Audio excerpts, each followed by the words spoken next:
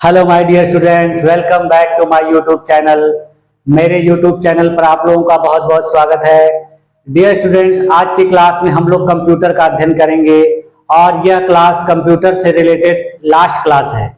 इसके बाद मैं आप लोगों को इससे संबंधित PYQ और MCQs को करवाऊंगा। तो आज की क्लास में हम लोगों को कंप्यूटर में सब ईमेल और उसके साथ साथ search engine, web browser, internet में आप लोगों ने सुना होगा विभिन्न प्रकार के वायरस, एंटीवायरस, ये सारी चीजें क्या होती हैं, इन सबको हम लोग को आज की क्लास में अध्ययन करना है। जैसा कि देखिए आपको इमेज में दिख रहा है कि हम लोग का सबसे पहला टॉपिक आज का है ईमेल के बारे में, कि ईमेल कहते किसे। देखिए इसमें आपको एक लिफाफे की आकृति बनी हुई है और इसमें दिखाया जा रहा है कि कुछ संदेश रखा हुआ है इसमें। तो ये एक प्रकार से देखिए प्राचीन काल में या इसके पहले के समय में जो पत्र वगैरह भेजे जाते थे लोगों को, जो संदेश भेजे जाते थे, जो सूचनाएं भेजी जाती थी, वो इसी माध्यम से भेजे जाते थे। तो इसीलिए इसको इस रूप से दिखाया गया। लेकिन अंतर ये हो जाता है, इसमें जो ई शब्द लगा हुआ है, ई लेटर लगा हुआ है, ई का मतलब हो जाता है इलेक्ट्रॉनिक माध्यम से। यानी ये जो पत्र भेजा जा रहा है उसमें माध्यम क्या हो जा रहा है, इलेक्ट्रॉनिक। यानी इसको हाथ से न भेजकर बल्कि इलेक्ट्रॉनिक माध्यम से भेजा जा रहा है। इसको पहुंचाने के लिए किसी को फिजिकली जाने की जरूरत नहीं होती है। उनका संदेश, उनका मैसेज जिस व्यक्ति के पास भेजना होता है उसके पास पहुंचा दिया जाता है। तो इसको हम लोगों को आज इन सब चीजों को डिटेल में देखना है। जैसे देखिए इमेज में दिख रहा है, फिर उसके बाद देखिए एक और इमेज है। देखिए इसमें भी आपको इस तरह से दिखा हुआ मिलता है कि कोई मैसेज होता है, उसके बाद देखिए ये @ का सिंबल होता है, इसी को @ बोला जाता है। ठीक है, तो इस प्रकार से आपको ईमेल या मैसेज वाले जो भी चीजें दिखती होंगी उसमें इस प्रकार के सिंबल बने हुए दिखते हैं। उसके बाद देखिए हमारा जो दूसरा टॉपिक है वो है विभिन्न प्रकार के वेब ब्राउजर, है ना, जिसपे हम बहुत सारी चीजों के बारे में सूचनाएं प्राप्त करते हैं। ठीक है, विभिन्न प्रकार के वेबसाइट को खोलने के लिए इनका उपयोग किया जाता है, इसलिए इनका नाम रखा गया है वेब ब्राउजर। यानी हम अलग अलग वेबसाइट को ओपन करके उससे कुछ सूचना लेना चाहते हैं, कुछ जानकारी लेना चाहते हैं, उस पर कोई काम करना चाहते हैं, कोई फॉर्म फिलअप करना चाहते हैं, तो इन सारी चीजों के लिए इस प्रकार के वेब ब्राउजर का उपयोग किया जाता है। जिसमें देखिए इंटरनेट एक्सप्लोरर है, ठीक है, द वर्ल्ड है, फिर उसके बाद देखिए ओपेरा है, उसके बाद सफारी है, मोजिला फायरफॉक्स है, नेटस्केप है। ठीक है, ये प्रमुख वेब ब्राउजर हैं। इसके अलावा फिर देखिए ये है, फिर मैराथन है, फिर गूगल क्रोम है, मोजिला फायरफॉक्स मैंने आपको बता ही दिया। तो इतने सारे जो हैं वेब ब्राउजर हैं। देखिए फिर उसके बाद देखिए इनमें से सबसे ज्यादा देखिए किस वेब ब्राउजर का उपयोग किया जाता है, देखिए क्रोम का, उसके बाद देखिए सफारी का, उसके बाद UC browser, Firefox, internet explorer. सबसे ज्यादा इस्तेमाल किसका किया जा रहा है, गूगल क्रोम का। देखिए ये देखिए ये जो सफारी है वो एप्पल का है, फायरफॉक्स जो है मोजिला का है, क्रोम देखिए गूगल का है, एज देखिए माइक्रोसॉफ्ट का है, ओपेरा सॉफ्टवेयर का ही है। ठीक है, ये जो है मोस्ट पॉपुलर ब्राउजर है। ठीक है, इनका इस्तेमाल सबसे ज्यादा किया जाता है। फिर उसके बाद हम लोगों को देखना है विभिन्न प्रकार के सर्च इंजन के बारे में। देखिए सर्च इंजन, देखिए हम लोग बहुत सारे सर्च इंजन का प्रयोग करते हैं। जैसे देखिए इमेज के लिए गूगल का प्रयोग करते हैं, याहू का प्रयोग करते हैं, फ्लिकर का करते हैं, लाइव सर्च का करते हैं, आस्क का करते हैं। ठीक है, उसी प्रकार देखिए विभिन्न प्रकार के म्यूजिक के लिए हम लोग देखिए लास्ट FM, पेंडोरा, जोगली, आई लाइक, सुंगजा, इन सब का उपयोग करते हैं। उसके बाद देखिए वीडियोस के लिए हम लोग सबसे ज्यादा यूट्यूब का प्रयोग करते हैं, एओएल वीडियो का प्रयोग करते हैं, माई स्पेस का करते हैं, याहू वीडियो का करते हैं, गूगल वीडियो का करते हैं। ये सब देखिए विभिन्न प्रकार के सर्च इंजन है। फिर देखिए हेल्थ से संबंधित बहुत सारी चीजों को हम सर्च करते हैं। देखिए VMD है, एवरीवन हेल्थ है। ठीक है, ये विभिन्न प्रकार के हेल्थ से रिलेटेड सर्च इंजन है। ठीक है, उसी प्रकार देखिए ये सारे शॉपिंग से रिलेटेड सर्च इंजन है। फिर ये देखिए कुछ लोकल सर्च इंजन है, जैसे याहू लोकल है, साई सर्च है, वाई सेल्फ है, ये सब सारे हैं, व्हाइट पेज है। फिर उसी प्रकार से देखिए कुकिंग से रिलेटेड ये सर्च इंजन है। इनका उपयोग कुकिंग से संबंधित बातों को जानने के लिए, उनसे सर्च करने के लिए इसका उपयोग किया जाता है। उसके बाद देखिए फाइनेंस से संबंधित हैं, फॉर्ब्स है, याहू फाइनेंस है, ऑनरी है, MSN है, ठीक है। ये सारी चीजें किससे हैं, जो फाइनेंस से संबंधित चीजों को सर्च करने के लिए इनका उपयोग किया जाता है। देखिए ये सर्च इंजन को देखिए इस प्रकार के इमेज के माध्यम से हम लोग देख लेते हैं। जैसे देखिए गूगल है, बिंग है, ये देखिए याहू है, इकोसिया है, आस्क है, ठीक है, यांडेक्स है, बाइडू है। ये देखिए एग्जाम में पूछा जाता है कि कौन सा सर्च इंजन है, कौन सा वेब ब्राउजर है, इसको आपको मिलाने के लिए पूछता है। तो आपको पता रहना चाहिए कि कौन सा सर्च इंजन होता है, कौन वेब ब्राउजर होता है, ठीक है। जैसे गूगल में ही कंफ्यूजन होता है कि गूगल क्रोम क्या है और गूगल क्या है। तो गूगल क्या है, सर्च इंजन है, और गूगल क्रोम क्या है, वेब ब्राउजर है। तो ये सारी चीजें एग्जाम में पूछी जाती है, आपको कंफ्यूज होता है कि कैसे इनको बताया जाए। देखिए इनको और भी बड़े इमेज में देख लीजिए। देखिए Google, Bing, Yahoo, Yandex, Baidu, ठीक है, आस्क, डकडकगो, ठीक है, वाओ, ये सब क्या है, सर्च इंजन है, ठीक। उसके बाद देखिए हम लोग को पढ़ना है कंप्यूटर सिक्योरिटी के बारे में। देखिए कंप्यूटर में बहुत इसी तरह के सिक्योरिटी का इस्तेमाल किया जाता है। देखिए ऐसे ताले की तरह आपको दिखता है, उसमें हम लोग पासवर्ड डालते हैं, फिंगर लगाते हैं, ठीक है।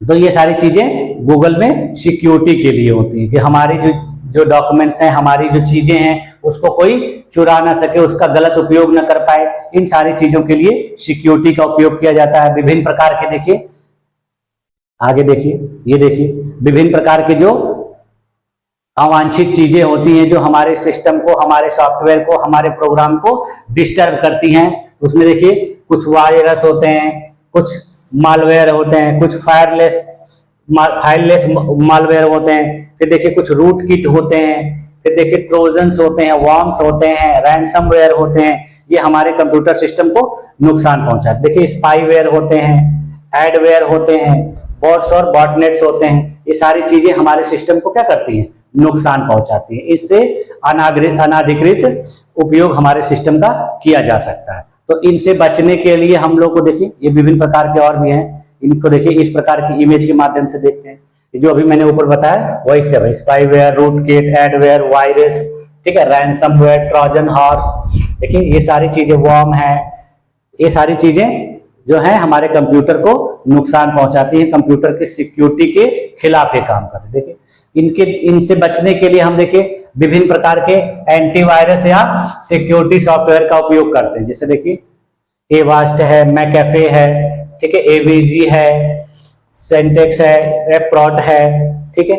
उसके बाद ट्रेंड है, पांडा है, ठीक है, सोफोस है, ठीक है, कैस्पर स्काई है, ES80 है। ये सब ढेर सारे जो है एंटीवायरस सॉफ्टवेयर है। देखिए इनको ऐसे देखिए, कैस्पर स्काई है, नॉर्टन है, एवीजी है, ठीक है। ये विभिन्न प्रकार के जो सॉफ्टवेयर है, अवीरा है, देखिए एवास्ट है। ये हम लोग किसके लिए उपयोग करते हैं, देखिए नॉट 32 है, ES80 है। ये हमारे कंप्यूटर सिस्टम को विभिन्न प्रकार के वायरस से बचाने के लिए उपयोग किए जाने वाले सॉफ्टवेयर है। देखिए एवीजी, जी डाटा, ठीक, कैस्पर स्काई, नॉर्टन, ये सब देखिए बहुत ज्यादा इस्तेमाल किए जाने वाले एंटीवायरस सॉफ्टवेयर है, ठीक। अब हम लोग आते हैं इनके डिटेल अध्ययन के बारे में, एक एक चीजों को डिटेल में अध्ययन किया जाए। जैसे देखिए सबसे पहला हमारा टॉपिक क्या था, ईमेल, यानी हमको ईमेल के बारे में। तो ईमेल का देखिए सबसे पहले हम क्या जान लेते हैं, इसका फुल फॉर्म, पूर्ण रूप, इसको इलेक्ट्रॉनिक मेल कहा जाता है, ठीक है। यानी ये इलेक्ट्रॉनिक मेल का मतलब हो गया कि इलेक्ट्रॉनिक माध्यम से भेजे जाने वाला पत्र। मेल का मतलब होता है पत्र, ठीक है।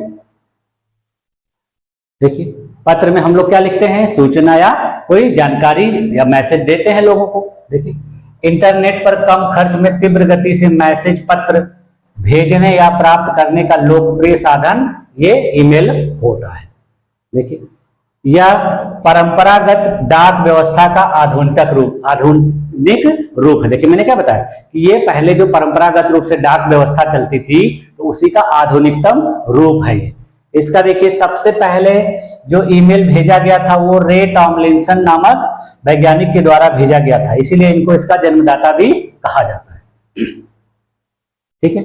देखिए ये आविष्कारक हैं इनके, देखिए आविष्कारक इन्वेंटर जो हैं रे टॉमलिंसन हैं। इन्होंने 1971 ईस्वी में इसका सबसे प्रयोग किया था। इन्होंने @ के प्रतीक का उपयोग सबसे पहले इन्होंने ही किया।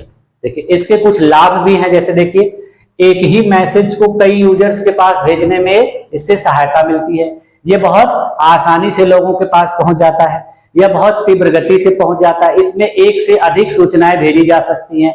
मैसेज लिख के भेजा जा सकता है, इमेज के माध्यम से भेजा जा सकता है, वीडियो के माध्यम से भेजा जाता है। ये सारी सुविधाएं इसमें होती हैं। ठीक है, इसमें हम कागज की बचत करते हैं, हमारा कागज खर्च नहीं होता है, लोगों को फिजिकली जाने की जरूरत नहीं पड़ती है, समय की बचत होती है। ये सारे इससे होने वाले लाभ हैं। इससे देखिए कुछ हानियां भी होती है बहुत। इसका गलत इस्तेमाल किया जाता है, लोगों का देखिए शोषण किया जाता है।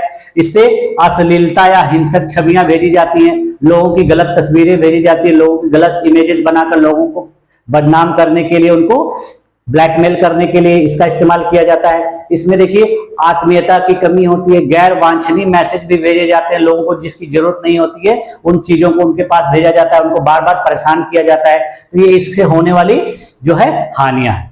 ठीक, इससे कोई भी चीज होती है देखिए उसका जब हम पॉजिटिव वे में इस्तेमाल करेंगे तो वो हमारे लिए फायदेमंद है, अगर हम उसको निगेटिव वे में इस्तेमाल करेंगे तो हमारे लिए नुकसानदायक। कोई भी चीज हो, जो चीजें बनाई गई थी वो अच्छे काम के लिए बनाई गई हैं, लेकिन मनुष्य उसका गलत इस्तेमाल भी करता है। ठीक है, तो उसी प्रकार से इसका भी इस्तेमाल किया जाता है। देखिए अब इसका इस्तेमाल करने के लिए क्या होना चाहिए आपके पास, तो सबसे पहले देखिए ईमेल की सुविधा प्राप्त करने के लिए हर व्यक्ति के पास ईमेल एड्रेस होना चाहिए। ठीक है, ईमेल एड्रेस देखिए कैसे बनता है, उसको प्रोवाइड करने के लिए कुछ सर्वर होते हैं। ठीक है, तो सर्विस प्रोवाइड करने के लिए जिसमें देखिए जीमेल बहुत प्रसिद्ध है, उसके बाद याहू है, उसके बाद आउटलुक है, AOL है, जोहो है। ठीक है, इनके द्वारा जो है ईमेल की सुविधा प्रदान की जाती है। देखिए ईमेल सर्वर द्वारा ईमेल खाताधारी को प्रोवाइड निश्चित मेमोरी का नाम जो होता है मेल बॉक्स या इनबॉक्स होता है। जैसे आप देखेंगे जब अपने मोबाइल में या कंप्यूटर में ईमेल खोलेंगे तो उसमें विभिन्न प्रकार के बॉक्स बने होते हैं, जिसमें लिखा रहता है इनबॉक्स, फिर आउटबॉक्स, फिर सेंट मैसेज। इस प्रकार के ढेर सारे बॉक्स बने होते हैं, उसमें आपके मैसेज को अलग अलग कैटेगरी में बांटकर रखा गया होता है। ठीक है, फिर उसके बाद देखिए प्रत्येक ईमेल में सेव का ऑप्शन होता है, डिलीट का ऑप्शन होता है, व्यू का ऑप्शन होता है, एडिट का ऑप्शन होता है। यानी जो भी मैसेज आया उसको आप खोल के देख सकते हैं, उसको एडिट कर सकते हैं, उसको डिलीट कर सकते हैं, उसको व्यू कर सकते हैं, उसको रिप्लाई कर सकते हैं, उसको फॉरवर्ड कर सकते हैं। इसका मतलब अगर किसी ने आपके पास मैसेज भेजा, आप उसको रिप्लाई देना चाहते हैं तो रिप्लाई ऑप्शन पे टच करेंगे, उसके बाद आपको कुछ लिखना है, भेज देंगे। यदि वही मैसेज आपको कुछ और लोगों को भेजना है तो उसको आप फॉरवर्ड कर देंगे। ठीक है, देखिए इसमें देखिए जो प्रोटोकॉल का उपयोग किया जाता है उसको SMTP कहा जाता है, सिंपल मेल ट्रांसफर प्रोटोकॉल। ठीक है, और इसको प्राप्त करने के लिए POP3 का प्रयोग किया जाता है। इसको शॉर्टकट में POP3 बोला जाता है। इसका फुल फॉर्म होता है पोस्ट ऑफिस प्रोटोकॉल वर्जन 3। ठीक है, यानी भेजने के लिए SMTP, प्राप्त करने के लिए POP3। ठीक, ये ईमेल से संबंधित महत्वपूर्ण बात है। उसके बाद देखिए अब हम लोग देखेंगे कि ईमेल पता क्या होता है। देखिए ईमेल भेजने के लिए आपके पास ईमेल पता यानी ईमेल आईडी होनी चाहिए, जिसमें देखिए यूजर नेम और डोमेन नेम जो है शामिल होता है। जब भी देखिए हम आजकल मोबाइल जो चलाते हैं बिना ईमेल आईडी के हम मोबाइल यूज नहीं कर सकते हैं। जो एंड्रॉयड का मोबाइल होता है उसमें हमको सबसे पहले अपनी ईमेल आईडी बनानी ही होती है, और ईमेल आईडी किसकी बनानी होती है? गूगल से। तो गूगल क्या है? सर्वर है, सर्विस प्रोवाइडर, डोमेन नेम है, जिसके नाम से हमको अपना ईमेल आईडी बनाना पड़ता है। जैसे देखिए एक उदाहरण है, देखिए जब आपके पास ईमेल आईडी नहीं रहेगी तो गूगल जब खोलेंगे तो उस प्रकार का देखिए यहां पर एक ऑप्शन आता है क्रिएट योर गूगल अकाउंट। ठीक है, तो अगर आपके पास पहले से ईमेल आईडी नहीं है तो आप क्रिएट करेंगे, और अगर आपके पास पहले से है तो उसमें आप यूजर नेम और पासवर्ड डालकर ओपन कर सकते हैं। नहीं है तो यहाँ आपको क्रिएट करना पड़ेगा। इसमें आपको सबसे पहला अपना नाम डालना पड़ेगा, फिर यहाँ पर यूजर नेम बनाना पड़ेगा, फिर उसके बाद पासवर्ड बनाना पड़ेगा, और उसके बाद आपको आगे बढ़ना पड़ेगा। इस तरीके से करके आपको अपनी ईमेल आईडी बनानी पड़ती है। देखिए यूजर नेम क्या होता है? हम अपने इच्छा अनुसार, अपने सुविधा अनुसार एक कोई नाम या फिर कुछ अक्षर का इस्तेमाल करके अपनी यूजर आईडी बनाते हैं। जैसे देखिए कोई भी यूजर आईडी है, जैसे dca123@gmail.com। ठीक है, तो ये एक प्रकार की क्या है, ईमेल आईडी है। इसमें मैंने कुछ अक्षरों का उपयोग किया, कुछ अंकों का उपयोग करके किया और एक ईमेल आईडी। तो जीमेल क्या है, ये देखिए गूगल क्या है, ये हमारा सर्विस प्रोवाइडर है जिसको डोमेन नेम बोला जाता है। तो कभी कभी कुछ लोगों की जीमेल, ज्यादातर लोगों की तो जीमेल पे ही होती है, बहुत से लोगों की याहू पर भी होती है, बहुत से लोगों की माइक्रोसॉफ्ट पे भी होती है। तो जिसकी जैसे इच्छा हो किसी पर अपनी ईमेल आईडी बना सकता है, लेकिन ज्यादातर उपयोग किसका किया जाता है, गूगल के द्वारा। देखिए यूजर नेम क्या होता है, यूजर द्वारा दिया गया नेम। एक यूजर नेम ईमेल सर्वर पर एक ही बार, यानी आपके नाम से, यानी आपने जिस नाम से एक बार ईमेल आईडी बना ली तो दोबारा उस नाम से नहीं बनेगा। जब आप बनाने लगेंगे, यदि आपके नाम से मिलता जुलता किसी का पहले से यूजर आईडी बना हुआ रहेगा, ईमेल आईडी बना रहेगा, तो आपका नहीं बनेगा। यानी एक बार ही प्रयोग किया जा सकता है एक नाम। इसमें देखिए अधिकतम 64 कैरेक्टर आप लिख सकते हैं, यानी आपकी जो ईमेल आईडी रहेगी वो मैक्सिमम 64 कैरेक्टर की हो सकती है, उससे ज्यादा की नहीं हो सकती। ये एग्जाम में क्वेश्चन पूछा गया है। ठीक है, इसमें देखिए कैपिटल तथा स्मॉल लेटर का उपयोग आप कर सकते हैं। इसमें कुछ जो है अक्षर आप कैपिटल में लिख सकते हैं, कुछ स्मॉल में लिख सकते हैं। ठीक, इसमें देखिए एक समस्या ये होती है कि इसमें स्पेस नहीं दे सकते हैं, आपको स्पेस अलाउ नहीं होता है। देखिए डोमेन नेम क्या होता है, देखिए सर्वर का नाम जो ईमेल खाता प्रदान करने में सक्षम हो, वेब पेज के प्रकार को बताने में सक्षम। वही अभी मैंने बताया ना कि डोमेन नेम का मतलब हो गया गूगल से संबंधित, याहू से संबंधित, माइक्रोसॉफ्ट से संबंधित। ये @ देखिए इसका इस्तेमाल किस लिए किया जाता है, इसका नाम ईमेल में स्वतः जुड़ने में सक्षम करने के लिए इसका उपयोग किया जाता है। यानी ये किसी डोमेन नेम को लिखने से पहले इसका उपयोग किया जाता है। ये यह बताता है कि यह ईमेल आईडी किस डोमेन नेम से रिलेटेड है।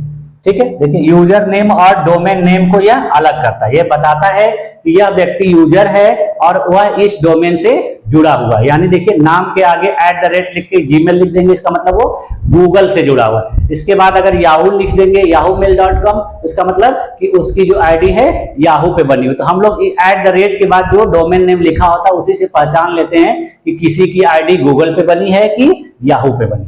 ठीक है, तो ये @ का उपयोग इसीलिए होता है। जैसे हम लोग अभी किसी व्यक्ति को बताते हैं, उसका एड्रेस बताते हैं, तो बताते हैं कि वह व्यक्ति, फला व्यक्ति इतने नंबर मकान में यहां पर रहता है। तो वही क्या हो गया, @ करने का मतलब कि वह व्यक्ति उस स्थान पर रहता है, उसके घर का पता यह है। उसी प्रकार से इसका उपयोग है। जब हमारे घर का पता रहेगा तभी हमारे पास पत्र पहुंचता है। अगर हम अपना पता गलत लिखते हैं तो डाकिया हमारे मैसेज को, हमारे लेटर को देखिए नहीं पहुंचा पाता है। तो वही समस्या इसमें भी होती है। इसमें भी अगर हम अपना ईमेल आईडी सही नहीं बनाए रहेंगे तो हमारा मैसेज किसी दूसरे के पास पहुंच जाएगा। तो इसीलिए इसको बहुत सावधानी पूर्वक बनाना चाहिए और सावधानी पूर्वक इसको लिखना चाहिए। देखिए विभिन्न प्रकार के, देखिए निःशुल्क ईमेल अकाउंट प्रदान करने के लिए मैंने बताया ना कि बहुत सारे जो वेबसाइट होती है, जैसे देखिए गूगल होती है, याहू होती है, हॉटमेल जो है माइक्रोसॉफ्ट का है, रेडिट मेल है। लेकिन सबसे ज्यादा उपयोग देखिए इसका किया जाता है। बाकी के बारे में बहुत से लोगों को पता ही नहीं होता है, और पता भी होता है तो उसका इस्तेमाल कम करते हैं। ठीक, देखिए इसमें मैंने बताया ना आपको कि 64 कैरेक्टर मैक्सिमम उपयोग किया जा सकता है। ठीक है, और इसके डोमेन पार्ट में अधिकतम कैरेक्टर्स कितने होते हैं, 255 होते हैं। ठीक है, देखिए इस प्रकार से बनता है। देखिए मैंने बताया ना, कोई नेम लिखेंगे, @ लिखेंगे, उसके बाद डोमेन नेम। ठीक है, इस प्रकार से बनता है। ये उदाहरण है। इसी प्रकार का एग्जाम में क्वेश्चन आता है। कुछ ईमेल ऐसे बनाए रहते हैं और उसके बाद आपको आगे पीछे दिया रहता है, तो आपको सही से उसको देखकर मिलाना होता है, सही करना होता है, सही और गलत छांटना पड़ता है। ठीक है, इसमें देखिए A से Z तक अक्षर लिखे प्रयोग किए जाते हैं और 0 से लेके 9 तक अंक। विभिन्न प्रकार के विशेष चिन्हों का प्रयोग किया जाता है, जिसमें देखिए अंडरस्कोर का प्रयोग किया जाता है, डैश का प्रयोग किया जाता है, डॉट का प्रयोग किया जाता है। इस प्रकार के विभिन्न प्रकार के चिन्हों का भी उपयोग किया जाता है। और सबसे बड़ी बात देखिए, मैंने अभी क्या बताया कि ईमेल एड्रेस में कोई स्पेस यानी खाली स्थान नहीं होता, यानी जो कुछ भी लिखेंगे सब एक साथ रहेगा, उसमें बीच में गैप नहीं रहेगा। ठीक है, ये सारी इसकी खासियत और विशेषता होती है। देखिए यहां पर एक ईमेल बॉक्स खुला हुआ है। देखिए जब आप कोई ईमेल खोलेंगे तो मेनू आएगा, उसके नीचे देखिए लिखा रहता है मेल, फिर देखिए यहाँ सर्च का ऑप्शन रहता है, फिर इसके बाद यहाँ देखिए छोटे छोटे ऑप्शन है, डिलीट का है, मैसेज का है, टाइम का है, ठीक है, आगे पीछे करने का है। उसके बाद देखिए विभिन्न प्रकार के मेनू है, जैसे देखिए यहाँ पर इनबॉक्स है, इसके बाद देखिए स्टार्ट मैसेज है, स्नूज मैसेज है, सेंट मैसेज है, ड्राफ्ट मैसेज। ड्राफ्ट में देखिए वो मैसेज सेव होते हैं जिनको अगर हम भेज रहे हैं तो हमारे मोबाइल में इंटरनेट की सर्विस नहीं है या नेटवर्क नहीं है तो मैसेज आपके ड्राफ्ट में सेव हो जाता है। जब आपका इंटरनेट चालू होता है तो वो मैसेज फिर से सेंड हो जाता है। जब हम उसको भेजना चाहेंगे तो सेंड, यानी हमारी मेहनत बेकार नहीं जाती, वो ड्राफ्ट में सेव हो जाती है। उसके बाद देखिए लेस है, इंपॉर्टेंट है, इसे विभिन्न प्रकार की कैटेगरी बनी हुई है। देखिए शेड्यूल्ड है, कुछ कुछ ऐसे मैसेज होते हैं जिसमें हम टाइम सेट कर देते हैं कि ये मैसेज इतने बजे जाएगा, वो मैसेज शेड्यूल्ड वाले बॉक्स में होता है। एक देखिए ऑप्शन होता है ऑल मेल का, इसमें सभी प्रकार के मेल दिखते हैं आपको। फिर देखिए एक ऑप्शन होता है स्पैम का, जिसमें अवांछित मैसेज होते हैं जिनको हमको जरूरत नहीं होती है, गलत तरीके से हमें हमारे पास भेजा गया रहता है, वो इसमें। उसके बाद देखिए ट्रैश होता है। ट्रैश का मतलब होता है जिन मैसेज को हम लोग डिलीट कर दिए रहते हैं वो इसमें रहता है। उसके बाद देखिए यहाँ विभिन्न प्रकार की कैटेगरीज होती हैं। फिर देखिए क्रिएट न्यू लेवल, इतने सारे ऑप्शन आपको मैसेज में देखते हैं। देखिए यहां पर जैसे देखिए कि ये मैसेज कहां से प्राप्त हुआ है ये बताता है। अगर हम किसी मैसेज को खोलते हैं तो मैसेज किसके द्वारा आया है वो बताता है। इसमें देखिए विभिन्न प्रकार के ऑप्शन होते हैं, जैसे देखिए फ्रॉम कहां से आया, किसके पास आया, कब भेजा गया, डेट तारीख। देखिए इसका सब्जेक्ट क्या है ये बताएगा, किसके द्वारा भेजा गया ये बताएगा, ये सारी चीजें बताती है। ये देखिए इसको कहा जाता है हेडर। इसको देखिए फिर यहाँ मैसेज बॉडी, यानी मैसेज में क्या क्या चीजें लिखी गई हैं, कोई इमेज भेजी गई है, कुछ टेक्स्ट लिखे गए हैं, ये सारी क्या होती है मैसेज बॉडी होती है। उसके बाद देखिए कंपोज बॉक्स होता है। जब हमको किसी को मैसेज भेजना होता है तो उसके लिए एक ऑप्शन लिखा रहता है कंपोज। कंपोज का मतलब होता है कि हमको मैसेज भेजने के लिए वो बॉक्स बनाया गया था, उसमें हम अपना मैसेज लिखते हैं। सबसे पहले देखिए यहाँ टू लिखा जाता है, यानी हमको किसको भेजना है। फिर देखिए अगर हमको उसकी कार्बन कॉपी भी किसी को भेजनी है तो सीसी का उपयोग करेंगे, यानी यहाँ पर किसी दूसरे की ईमेल आईडी डालेंगे। ब्लैंक कार्बन कॉपी, जिसको बीसीसी शॉर्टकट में कहा जाता है, ब्लैंक कार्बन कॉपी ये होती है कि जो सबसे पहला व्यक्ति है उसको ये नहीं पता चलता है कि यह मैसेज किसी और को भी भेजी गई है। ठीक है, फिर यहां पर लिखा जाता है उसका सब्जेक्ट। फिर उसके बाद यहां पर जगह दी गई रहती है, इसमें हम अपना जो भी मैसेज लिखना चाहते हैं, जो भी चीज अटैच करना चाहते हैं, देखिए यहाँ पर अटैच का ऑप्शन होता है। कोई फाइल अटैच करना चाह रहे हैं, कोई इमेज अटैच करना चाह रहे हैं, उसको इसमें अटैच कर देंगे। और यहाँ पर देखिए सेंड का ऑप्शन है, इस पे हम टच कर देंगे तो हमारा मैसेज चला जाए। ठीक है, ये देखिए विभिन्न प्रकार के मैसेज के भाग, इनको देखिए 3 भागों में मेनली बांटा जाता है। देखिए पहला क्या है हेडर। हेडर में हमारे सारी चीजों को यहाँ पर दिखाया गया है। देखिए मैंने आपको बताया ना ये इसमें सारी चीजें दी गई रहती है।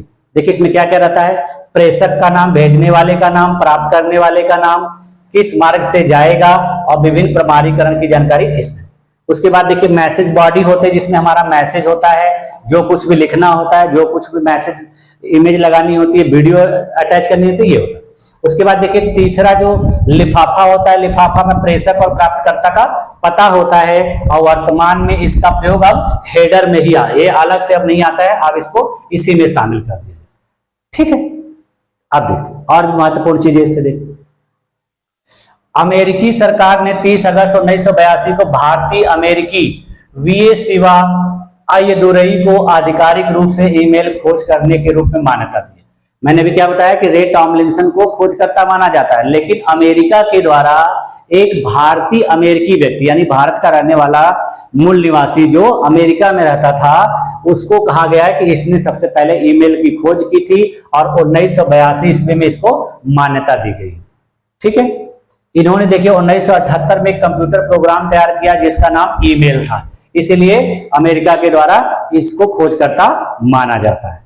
उन्होंने जो देखिए इस प्रकार का जो ईमेल सॉफ्टवेयर तैयार किया था, इसमें देखिए कई ऑप्शन है, जैसे इनबॉक्स था, आउटबॉक्स था, फोल्डर था, मेमो था, अटैचमेंट, ये सारी चीजें इसमें मौजूद थी, इसीलिए अमेरिकन सरकार के द्वारा इनको इसके खोजकर्ता के रूप में मान्यता दी गई। देखिए अब ये एड्रेस बुक वगैरह है, देखिए इसका उपयोग किस लिए किया जाता है, ईमेल एड्रेस स्टोर करने के लिए इसका उपयोग किया जाता है। स्टोर ईमेल एड्रेस को दोबारा टाइप करने या याद करने की जरूरत नहीं पड़ती है, यानी एड्रेस बुक में बहुत सारे लोगों का ईमेल आईडी जिसका हम लोगों ने उपयोग किया रहेगा सब उसमें पड़ा रहता है, हम खाली उसको सेलेक्ट करेंगे, वो ईमेल आईडी हमारे पास हमारे मैसेज वाले ऑप्शन में आ जाती है। तो ये होता है। इसमें देखिए टू सीसी बीसीसी बॉक्स में एड्रेस को सिलेक्ट कर सकने में सक्षम होता है। देखिए मेलिंग लिस्ट क्या होती है, देखिए इसमें प्राप्तकर्ताओं के ईमेल एड्रेस संग्रहित होते हैं। किसी संदेश को इसमें भेजने पर ईमेल सर्वर उस संदेश को उसमें उपस्थित सभी एड्रेस को स्वतः भेजने में सक्षम होता है। ठीक है, ढेर सारी लिस्ट होती है, हम किसी मैसेज को भेजना चाहते हैं, अगर उसको सिलेक्ट कर लेंगे तो वो उतने लोगों के पास अपने आप भेजा जा सकता है। फिर देखिए फॉरवर्ड का ऑप्शन मैंने अभी बताया आप लोग को कि जो भी मैसेज प्राप्त किए गए रहते हैं, हम उस मैसेज को दोबारा किसी दूसरे को भेजना चाहते हैं तो उसके लिए फॉरवर्ड का इस्तेमाल करते हैं। ड्राफ्ट देखिए मैंने क्या कहा कि ऐसा मैसेज जो भेजने में अक्षम, जैसे हम भेज रहे हैं कोई समस्या आ गई या फिर हम अभी नहीं भेजना चाह रहे हैं, बाद में भेजना चाह रहे हैं, तो वो मैसेज हमारा ड्राफ्ट नामक जो ऑप्शन होता है उसमें सेव हो जाता है, फोल्डर होता है। ठीक, देखिए अब देखिए एक ईमेल संदेश के मेन एलिमेंट्स क्या क्या होते हैं। देखिए ईमेल संदेश के तत्व, जिसमें सबसे पहले मैंने क्या बताया, फ्रॉम होता है, यानी जहां पर उस मेल को भेजना है उसका ईमेल आईडी लिखा होता है। टू देखिए इसके नीचे होता है, यानी जिसके द्वारा भेजा गया वो ऊपर है और जिसको भेजा जा रहा है वो देखिए उसका एड्रेस यहां होता है। फिर उसके नीचे देखिए सीसी लिखा रहता है, इसमें हम देखिए अगर किसी के ईमेल आईडी को डाल देते हैं तो ईमेल लिस्ट की जानकारी का पता लगाना संभव होता है। किसको? रिसीवर को, यानी रिसीवर को पता लग जाता है कि यह मैसेज मुझे भी भेजा गया है और मेरे अलावा अन्य लोगों को भी भेजा गया। बीसीसी लिस्ट जो लिखी होती है गुप्त होती है या अदृश्य होती है, इसलिए ईमेल रिसीवर को ईमेल लिस्ट की जानकारी का पता लगाना असंभव होता है, यानी इनको पता नहीं होता है कि यह मैसेज और भी लोगों को भेजा गया। अगर उसमें बीसीसी में देखिए ये ज्यादातर कंपनियों में या किसी महत्वपूर्ण मैसेज को भेजने के लिए उपयोग किया जाता है। कुछ छोटे छोटे कर्मचारियों को मैसेज भेजा जाता है, उसी में जो बड़े अधिकारी होते हैं उनको बीसीसी में उस मैसेज को भेज दिया जाता है, जिससे उसकी जानकारी उनके पास भी रहती है। ठीक है, फिर देखिए इसमें सब्जेक्ट लिखा जाता है, यानी हमारे मैसेज का क्या सब्जेक्ट, यानी हमारा मैसेज किस चीज से रिलेटेड है। यदि हम जैसे मान लीजिए कोई एप्लीकेशन लिखते हैं तो वहां एप्लीकेशन लिखते हैं, एप्लीकेशन फॉर लिख, जैसे हम लोग एप्लीकेशन स्कूल कॉलेज में लिखते हैं तो हम लोग उस पर अपना मैसेज लिखते हैं कि छुट्टी के लिए पत्र, फीस माफी के लिए पत्र, है ना। तो इस प्रकार से इसमें इसका मैसेज संदेश लिख, मतलब इसका सब्जेक्ट लिखा जाता है। फिर उसके बाद सैल्यूटेशन लिखा जाता है कि हम प्रिय लिखेंगे, आदरणीय लिखेंगे, नमस्ते, इन सब का प्रयोग करेंगे। फिर मेन बॉडी में बहुत सारी चीजों का स्पेस रहता है, वहां हम लोग लिखते हैं। सबसे पहले देखिए हम लोग क्या लिखते हैं कि आदरणीय, है ना, इस प्रकार से उपयोग करते हैं। अगर हम किसी दोस्त को लिख रहे हैं तो उसको प्रिय लिखेंगे, अगर किसी अपने बड़े को लिख रहे हैं तो नमस्ते लिखेंगे, ये सारी चीजों का प्रयोग करते हैं। उसके बाद हम मैसेज लिखते हैं, मैसेज में बहुत सारी बातों को लिखते हैं और लास्ट में समाप्ति कथन लिखते हैं। वहां पे हम लोग लिख देते हैं आपका प्रिय, योर फेथफुली, है ना, थैंकफुली, इस तरह के शब्दों का उपयोग करते हैं। अगर हमको इसमें कोई चीज अटैच करना है, यानी हम अगर कोई मैसेज भेज रहे हैं उसमें हमको कोई डॉक्यूमेंट भेजना है, कोई फाइल भेजनी है, चाहे पीडीएफ है चाहे इमेज है, तो उसको हम लोग इसमें संलग्न करेंगे, अटैच कर देंगे। Text, table, graphic, animation, audio, video, documents, इसको अटैच कर देंगे। ठीक है, उसके बाद देखिए सिग्नेचर लाइन होता है, इसमें नीचे देखिए यूजर नेम होता है, ईमेल पता होता है, हस्ताक्षर होता है, फोन नंबर होता है और संपर्क के अन्य विवरण लिखे जाते हैं।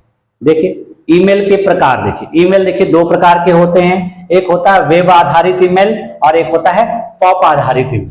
ठीक है, आइए फिर देखिए कुछ व्यावसायिक वेबसाइट कंपनी द्वारा अपने उपयोगकर्ताओं यूजर को निःशुल्क ईमेल उपलब्ध कराना ही वेब आधारित ईमेल। ठीक है, यानी जब किसी कंपनी के द्वारा किसी यूजर्स को ईमेल की सुविधा मुफ्त में प्रदान की जाती है तो उसको कहा जाता है वेब आधारित ईमेल, ये पूरी तरह से फ्री होता है। उसके बाद देखिए वेब सर्वर द्वारा अपनाए जाने वाला ईमेल ही पॉप आधारित ईमेल है। ठीक है, देखिए पॉप आधारित ईमेल का पूर्ण रूप क्या होता है? पोस्ट ऑफिस प्रोटोकॉल, यानी वेब सर्वर के द्वारा जब किसी ईमेल का उपयोग किया जाएगा उसको पॉप आधारित ईमेल किया जाएगा। और किसी वेबसाइट के द्वारा, यानी वेबसाइट व्यावसायिक होगी तब उसके द्वारा जिस प्रकार की ईमेल का उपयोग किया जाएगा उसको कहा जाता है वेब आधारित ईमेल। ठीक, देखिए ये सारी चीजें मैंने अभी आप लोग को बता दी है, दिखा दी है। ये देखिए इस प्रकार के आपको जब खोलेंगे आप तो इस प्रकार का ऑप्शन दिखेगा। ठीक, देखिए रिप्लाई, प्राप्त किए गए मेल का जवाब, पूर्ण रूप देखिए, सीसी का कार्बन कॉपी, बीसीसी का ब्लाइंड कार्बन कॉपी, ठीक है। देखिए स्पैम में देखिए क्या होता है, जंक ईमेल, अनसॉलिसिटेड ईमेल, अवांछित या जो विज्ञापन संबंधित जो ईमेल होती है वो इसमें आती है, ठीक है। देखिए कंप्यूटर का डेटा चोरी करना इसका मुख्य उद्देश्य होता है। जो स्पैम ईमेल आती हैं वो अवांछित उद्देश्य से भेजी जाती हैं, आपकी किसी जानकारी को चुराने के लिए, प्राप्त करने के लिए, ठीक है। देखिए आप देखिए वेब आधारित ईमेल के लाभ हानि देख लेते हैं।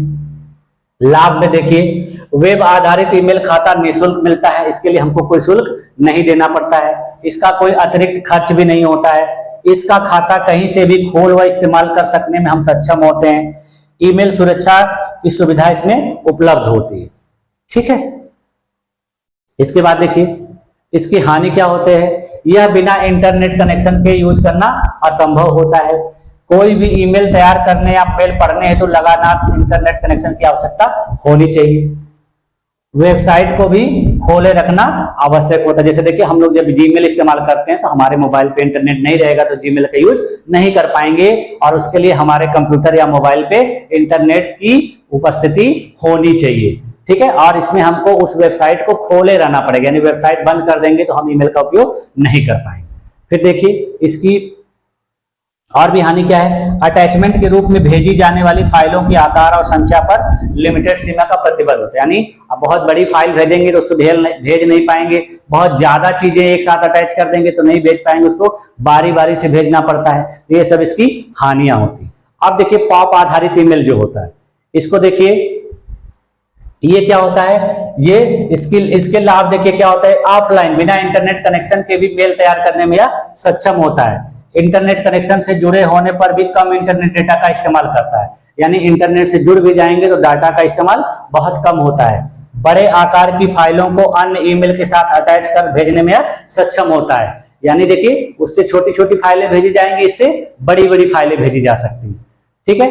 फिर देखिए इसकी हानि क्या होती है, ईमेल सिर्फ उन कंप्यूटर में ही खोलने में सक्षम होता है जो इंटरनेट सेवा देने वाली कंपनी के सर्वर से जुड़ा, यानी ये ऐसे कंप्यूटर में खुलेगा जो इंटरनेट सेवा देने वाली कंपनी का सर्वर होता है उसी से अटैच होता है। जैसे देखिए विभिन्न प्रकार के बैंकों के जो ईमेल इस्तेमाल किए जाते हैं, विभिन्न प्रकार की कंपनियों के द्वारा जो ईमेल इस्तेमाल किए जाते हैं, वो क्या होते हैं, उसी बैंक या उसी कंपनी के सर्वर से अटैच होते हैं, और वो तभी खुलेंगे जब वहां से सर्वर ओपन रहेगा, यानी सर्वर चलता रहेगा, नेटवर्क अच्छा रहेगा, तभी इनका इस्तेमाल किया जा सकता है।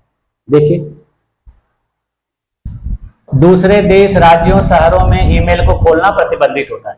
यदि आप उस संस्थान में हैं तभी तो उसको उपयोग कर पाएंगे, आपके मोबाइल पे वो सर्वर नहीं रहेगा इसलिए उसको खोल नहीं पाएंगे, किसी दूसरे स्थान पर इसका इस्तेमाल नहीं कर पाएंगे, किसी दूसरे शहर में इसका इस्तेमाल नहीं कर पाएंगे जब तक उस कंपनी के द्वारा परमिशन नहीं दी जाए, ठीक है। ये इसकी हानि है, जब आप कंपनी में रहेंगे तब इसका इस्तेमाल कर पाएंगे, उस स्थान पर रहेंगे तब कर।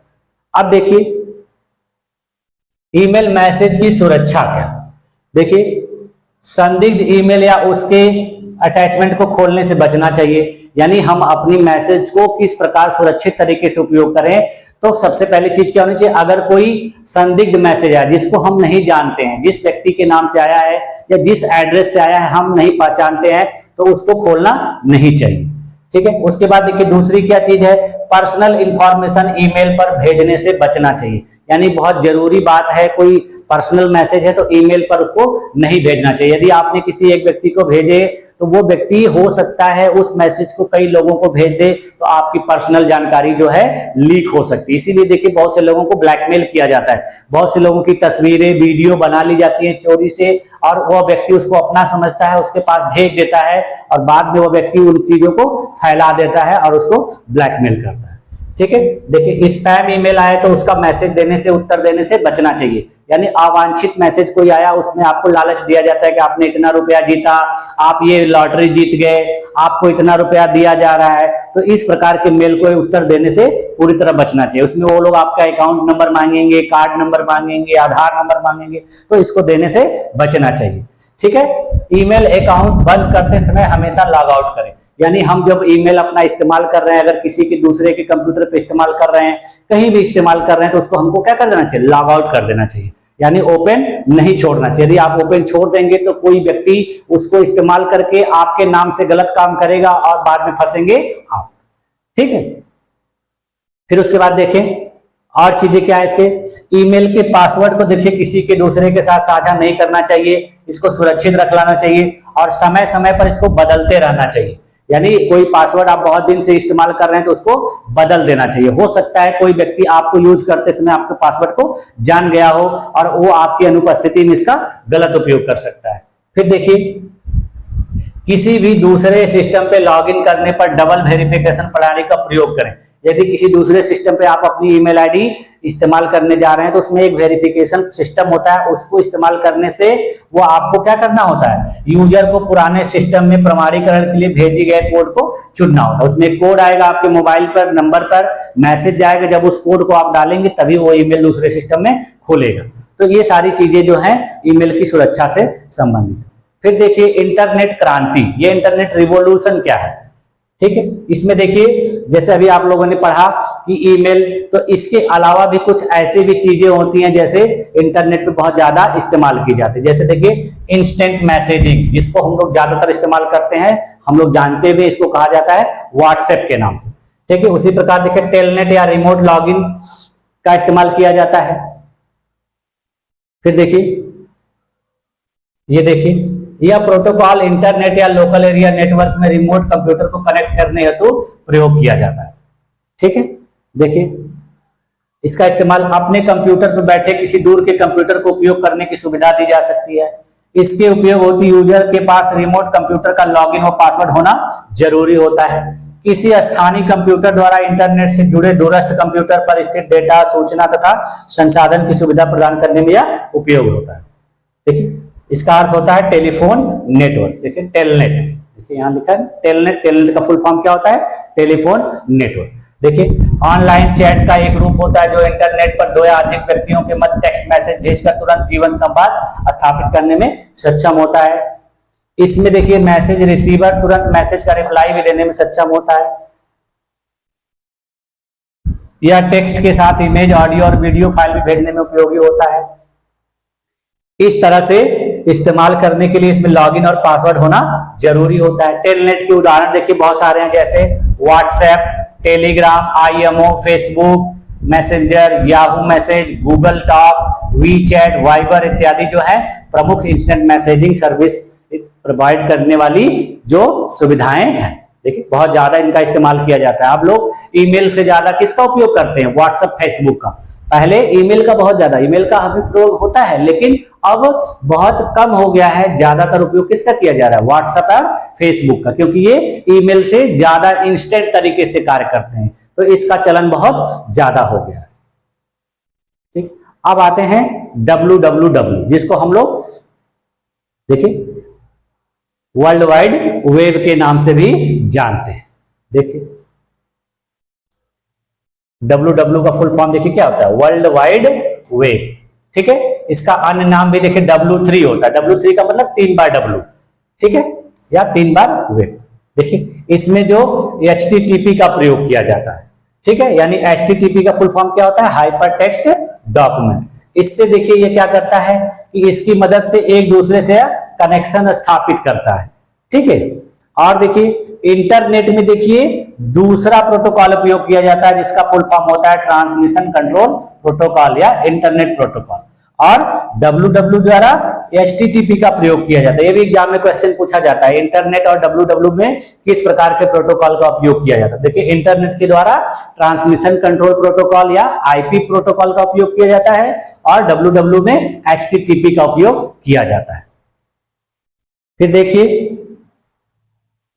इसमें क्या क्या होता है, देखिए यह HTML, HTTP, वेब सर्वर और वेब ब्राउजर की मदद से कार्य करने में सक्षम होता है। जैसे कि इसमें देखिए hyper text markup language, hyper text transfer protocol, web server और वेब ब्राउजर की मदद से ये कार्य करने में उपयोगी होता है।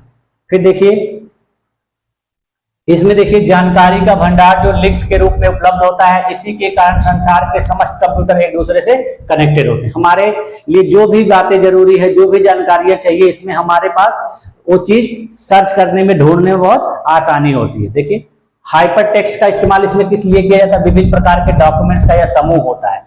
जैसे हम कोई चीज सर्च करते हैं, देखिए उसमें अगर पीडीएफ लिख देंगे तो हमारे सामने उससे रिलेटेड पीडीएफ फाइल आ जाएगी। यदि हम सर्च करना चाहते हैं कोई चीज और उसमें हम लोग लगेंगे उसकी इमेज, तो उससे संबंधित सारी इमेज आ जाएंगे। यदि हम कोई वीडियो सर्च करना चाहते हैं तो उससे संबंधित वीडियो डालेंगे तो वीडियो आ जाएगी। अगर हम कोई सॉन्ग्स या कुछ और चीजें सर्च करना चाह रहे हैं तो ढेर सारे सॉन्ग्स उसमें वो सर्च करके हमारे सामने प्रदर्शित कर देगा।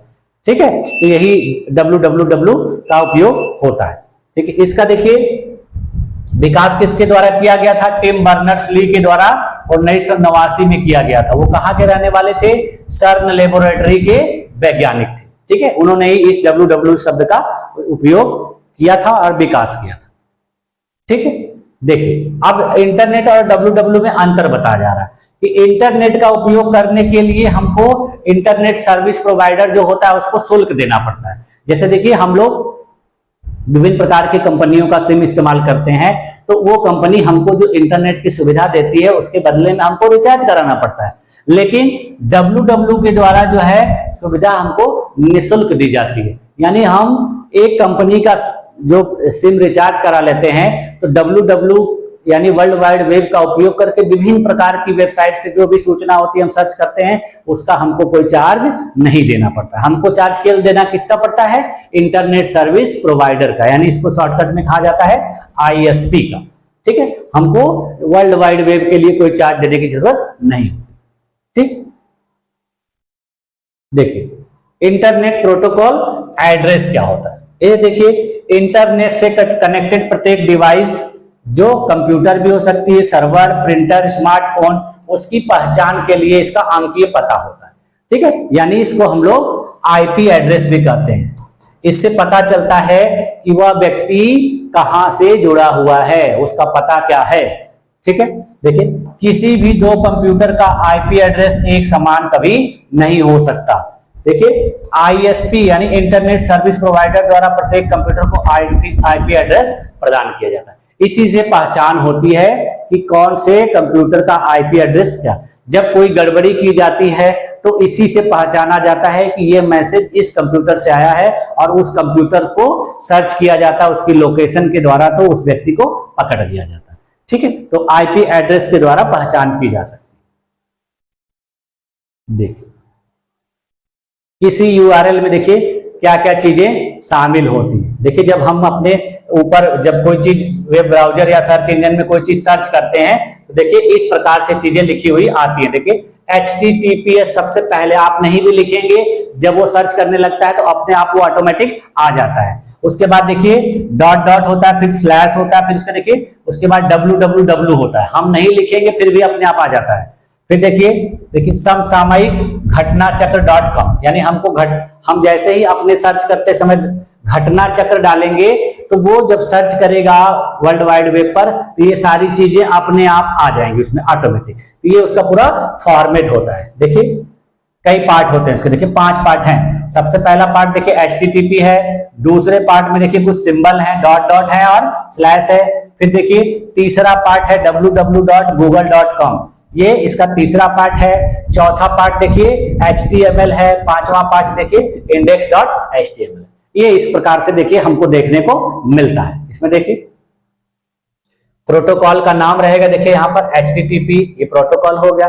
देखिए कॉलन एवं 2 स्लैश, देखिए मैंने क्या कहा कि ये 2 प्रकार के कॉलन होते हैं और स्लैश होता है। इसके बाद देखिए ये होता है। उसके बाद देखिए तीसरा चीज होता है सर्वर का नाम, देखिए गूगल है या घटना चक्र का अपना सर्वर है वो रहेगा।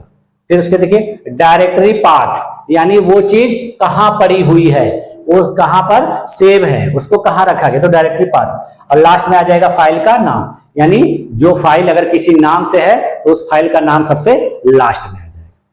ठीक, देखिए ये एक एड्रेस, यानी इस प्रकार से भी देखिए एग्जाम में क्वेश्चन आता है, इस प्रकार से लिखा रहेगा और आपको उसमें सही गलत पहचानना पड़ेगा। देखिए HTTP कभी भी लास्ट में नहीं रहेगा, सबसे पहले रहेगा। और HTTP के बाद कुछ ये सिंबल होते हैं जिनको कॉलन और स्लैश कहा जाता है, ये भी पहले रहेगा, बाद में नहीं रहेगा। तो इसमें आगे पीछे कर देता है, आपको बताना पड़ता है कि सही है कि गलत। ठीक है, देखिए इसी को कहा जाता है URL, यानी uniform resource locator, uniform resource locator, ठीक है, इसका फुल फॉर्म होता है, ठीक है, इसी को शॉर्टकट में URL कहा जाता है। देखिए इसका मुख्य कार्य क्या होता है, वेब ब्राउजर के एड्रेस बार में टाइप होने में इसका उपयोग किया जाता है। यह क्या करता है, वांछित सूचना को खोजता है तथा उसे प्राप्त कर लेता है और हमको प्रदान कर देता है। देखिए www पर किसी वेबसाइट या वेब पेज का विशेषीकृत पता होता है, ये URL कहा जाता है, ठीक है। इसका फुल फॉर्म देखिए अभी मैंने बताया यूनिफॉर्म रिसोर्स लोकेटर होता है। देखिए केस सेंसिटिव होने के कारण URL टाइप करते समय कैपिटल और स्मॉल लेटर्स का विशेष ध्यान देने की जरूरत होती है। जब हम कोई URL लिखते हैं तो उसमें हमको देखिए कैपिटल और स्मॉल लेटर का ध्यान देना चाहिए। तो हमको देखिए जब भी कोई चीज कैपिटल लेटर में लिखते हैं तो कभी कभी सर्च करने में समस्या आती है, तो इसको हमको कैसे लिखना चाहिए, स्मॉल लेटर में लिखना चाहिए, ठीक। जब आप कोई चीज कैपिटल लेटर में लिखेंगे तो देखिए सर्च करने में थोड़ा टाइम लगता है, ज्यादा देर लगता है, ठीक है। फिर देखिए इसमें शब्द, अंक या विराम चिन्ह का प्रयोग संभव है। URL में देखिए खाली स्थान का प्रयोग नहीं किया जाता। जैसे देखिए यहां पर मैंने दिखाया आपको, यहां देखिए कोई भी स्पेस बीच में नहीं है, तो ये इसकी पहचान है, ठीक। देखिए ये चीज अभी मैंने आपको ऊपर बता दी कि HTTP देखिए हाइपर टेक्स्ट यहाँ पर प्रोटोकॉल है। ये देखिए सब डोमेन होता है www। फिर देखिए गूगल जो होता है डोमेन नेम होता है, और टॉप लेवल डोमेन जो होता है .com होता है। इसमें देखिए आप लोग देखते होंगे कहीं कहीं .com लिखा रहता है, कहीं कहीं .in लिखा रहता है, कहीं कहीं .gov भी लिखा रहता है, ठीक है। तो इस प्रकार से विभिन्न प्रकार के डोमेन होते हैं जो इस्तेमाल किया जाता है। इसका फुल फॉर्म बहुत सारा होता है। .com का मतलब कॉमर्शियल होता है, .in का मतलब इंडिया होता है, .gov का मतलब होता है गवर्नमेंट की वेबसाइट होती है। इसी प्रकार से बहुत सारे जो टॉप लेवल के डोमेन का उपयोग किया जाता है। देखिए विभिन्न प्रकार के वेब ब्राउजर को, जैसे मैंने अभी आपको पीछे इमेज में दिखा दिया था कि देखिए internet explorer, Google Chrome, Microsoft Edge, links, opera, ठीक है। उसके बाद देखिए Mozilla Firefox, UC browser, conqueror, safari, opera mini, ये विभिन्न प्रकार के क्या हैं, वेब ब्राउजर है, ठीक। देखिए इनका काम देखिए क्या होता है, एक सॉफ्टवेयर प्रोग्राम या एप्लीकेशन होता है। यह वेबसाइट को ढूंढने, उन तक पहुंचने, कंटेंट को पढ़ने, एक्सेस करने आदि कामों के लिए उपयोग किया जाता है। देखिए इसके द्वारा इंटरनेट पे वेब पेजेस को एक्सेस करने में कुशलता होती है, हर तरह की वेबसाइट को ढूंढने और दिखाने में असमर्थ होता है, या हाइपर लिंक को फॉलो करता है, ठीक है। इसमें देखिए एनिमेटेड कंटेंट को रन करने में असक्षम होता है। इसमें टेक्स्ट, इमेज, लिंक, ऑडियो और वीडियो को हैंडल करने में यह सहायक होता है। देखिए अब इनके बारे में देखिए, इंटरनेट एक्सप्लोरर को देखिए कौन प्रोवाइड करता है, माइक्रोसॉफ्ट कंपनी के द्वारा इसका 1995 में विकास किया गया और विंडोज में इसको शामिल कर दिया गया, ठीक है। यानी आप जब अपने कंप्यूटर या लैपटॉप पे विंडोज इंस्टॉल कराएंगे तो ये इसमें आपको मिलता है। फिर देखिए मोजिला फायरफॉक्स जो है मोजिला फाउंडेशन के द्वारा विकसित किया गया है और इसको सबसे पहली बार 2002 में उपयोग किया गया। इसको देखिए विंडो में उपयोग किया जाता है, लाइनक्स में, मैकिन्टोश में या निःशुल्क उपयोग किया जा सकता है। उसी प्रकार से देखिए गूगल क्रोम जो है गूगल कंपनी के द्वारा विकसित किया गया 2008 में। यह देखिए सुरक्षा प्रावधानों एवं उच्च गति के लिए लोकप्रिय है, ठीक है। इसको देखिए विंडोज ऑपरेटिंग सिस्टम के बाद मैक में उपयोग किया जाता है, लाइनक्स में किया जाता है, एंड्रॉइड में किया जाता है, आईफोन में किया जाता है, इतनी जगहों पर इसका उपयोग किया जाता है। ये देखिए यूसी ब्राउजर जो है चीनी कंपनी यूसी वेब के द्वारा 2004 में विकसित किया गया। फिर देखिए माइक्रोसॉफ्ट एज जो है माइक्रोसॉफ्ट कॉर्पोरेशन के द्वारा 2015 में विकसित किया गया। देखिए सब लेटेस्ट है। देखिए एप्पल के द्वारा देखिए सफारी नामक वेब ब्राउजर का विकास किया गया, देखिए एप्पल कॉर्पोरेशन के द्वारा 2003 में। इसका उपयोग देखिए मैकिन्टोश ऑपरेटिंग सिस्टम में इसको इस्तेमाल किया जाता है, आईफोन में इस्तेमाल किया जाता है, आईपैड में इस्तेमाल, यानी इसका उपयोग हम अपने एंड्रॉइड मोबाइल में नहीं कर सकते, ठीक। उसी प्रकार से देखिए ओपेरा होता है, ये देखिए 1995 में विकसित हुआ था। ये ओपेरा में 40 से अधिक भाषाएं उपलब्ध होती है, ठीक है। उसी प्रकार देखिए लिंक्स है, कांसास यूनिवर्सिटी के द्वारा डेवलप किया गया है, वहां के स्टूडेंट के द्वारा इसको 1992 ईस्वी में शुरू किया गया था। फिर उसके बाद देखिए क्रोमियम है, यह एक ओपन सोर्स ब्राउजर है। क्रोम ब्राउजर से अधिक सुविधाएं इसमें होती हैं। यह स्वचालित रूप से ब्राउजर डेटा ट्रैक नहीं कर पाता है। ठीक है, उसके बाद देखिए नेटस्केप नेविगेटर है, 1990 के दशक में प्रचलित वेब ब्राउजर था जिसका विकास नेटस्केप कम्युनिकेशन के द्वारा किया गया। तो ये देखिए आपको एग्जाम में क्वेश्चन आता है कि ये जो नाम दिए रहेंगे उसमें आपको मिलाना रहेगा कि ये वेब ब्राउजर है कि सर्च इंजन है, तो इसको आपको पता होना चाहिए। ये नहीं पता रहेगा किसने खोजा कब हुआ, चलेगा काम, लेकिन इसका उपयोग किस लिए किया जाता है ये जो जानकारी होना बहुत जरूरी है। ठीक है, अब आइए देखिए कुछ प्रमुख सर्च इंजन। ठीक है, ये भी मैंने आप लोगों को देखिए वहां सर्च इंजन में देखिए क्या करते हैं कि सर्च इंजन के एड्रेस बॉक्स में वेबसाइट के एड्रेस जैसे www.google.com टाइप कर सर्च बॉक्स में वांछित सूचना को संबंधित कीवर्ड या फ्रेज द्वारा सर्च करने में सर्च इंजन का प्रयोग किया जाता है। देखिए सर्च इंजन ऐसे देखिए सर्च इंजन कैसे काम करता है। सर्च इंजन देखिए निम्न 3 प्रक्रियाओं के द्वारा कार्य करने में सफल होता है।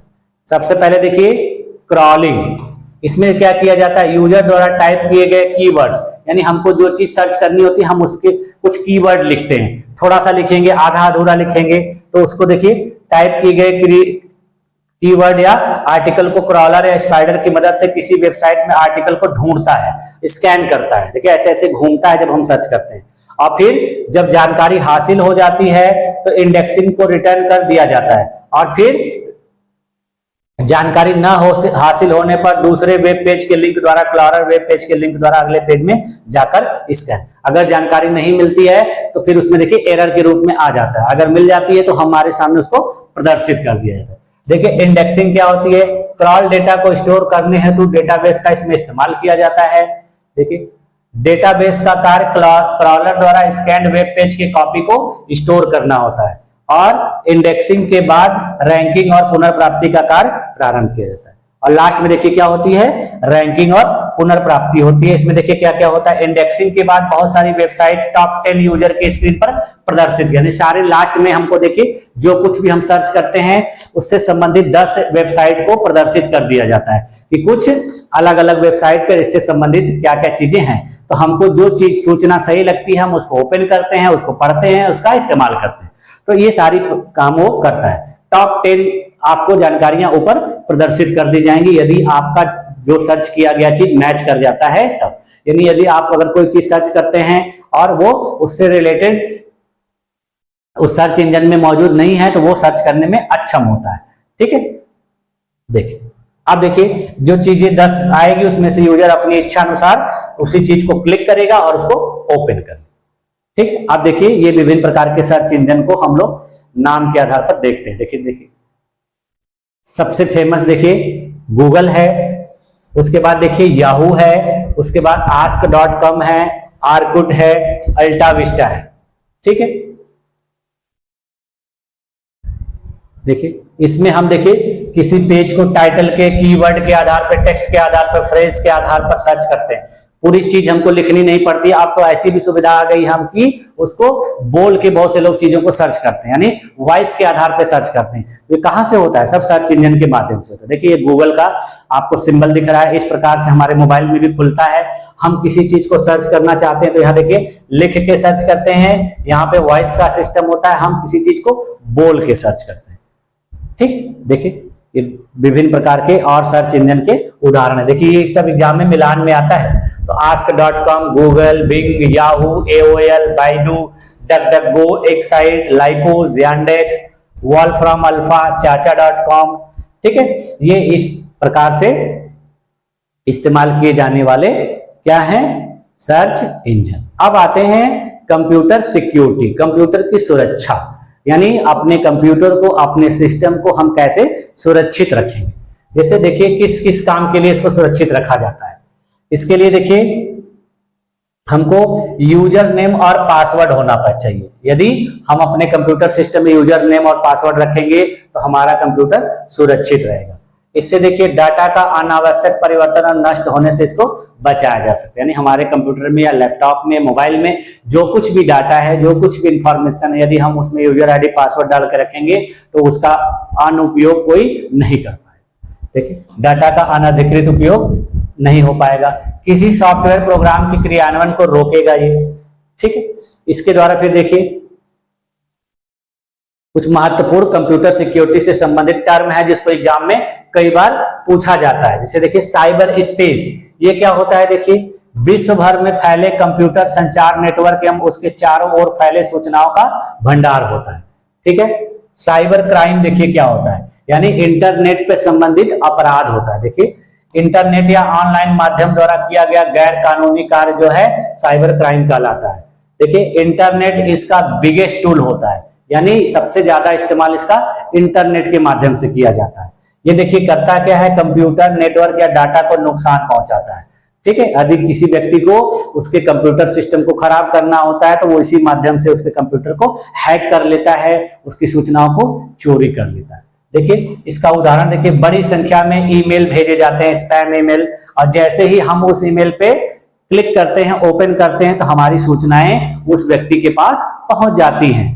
ठीक है। देखिए अनाधिकृत तौर पर नेटवर्क का प्रयोग करना, व्यक्तिगत एवं गुप्त सूचना प्राप्त करना, नुकसान पहुंचाना, वायरस भेजना, आर्थिक अपराध करना, गैर कानूनी या असामाजिक तथ्यों चित्रों को प्रदर्शित करना, इन सब चीजों के लिए साइबर क्राइम का उपयोग। किसी को परेशान करना होता है तो लोग गलत गलत मैसेज भेजते हैं, है ना, बहुत सारे काम करते हैं, उसकी सिस्टम से सूचनाएं चुरा लेते हैं। ठीक है। अश्लील तस्वीरें भेजते हैं, ये सारी चीजें इसके द्वारा की जाती है। ठीक है। फिर देखिए साइबर वारफेयर क्या होता है।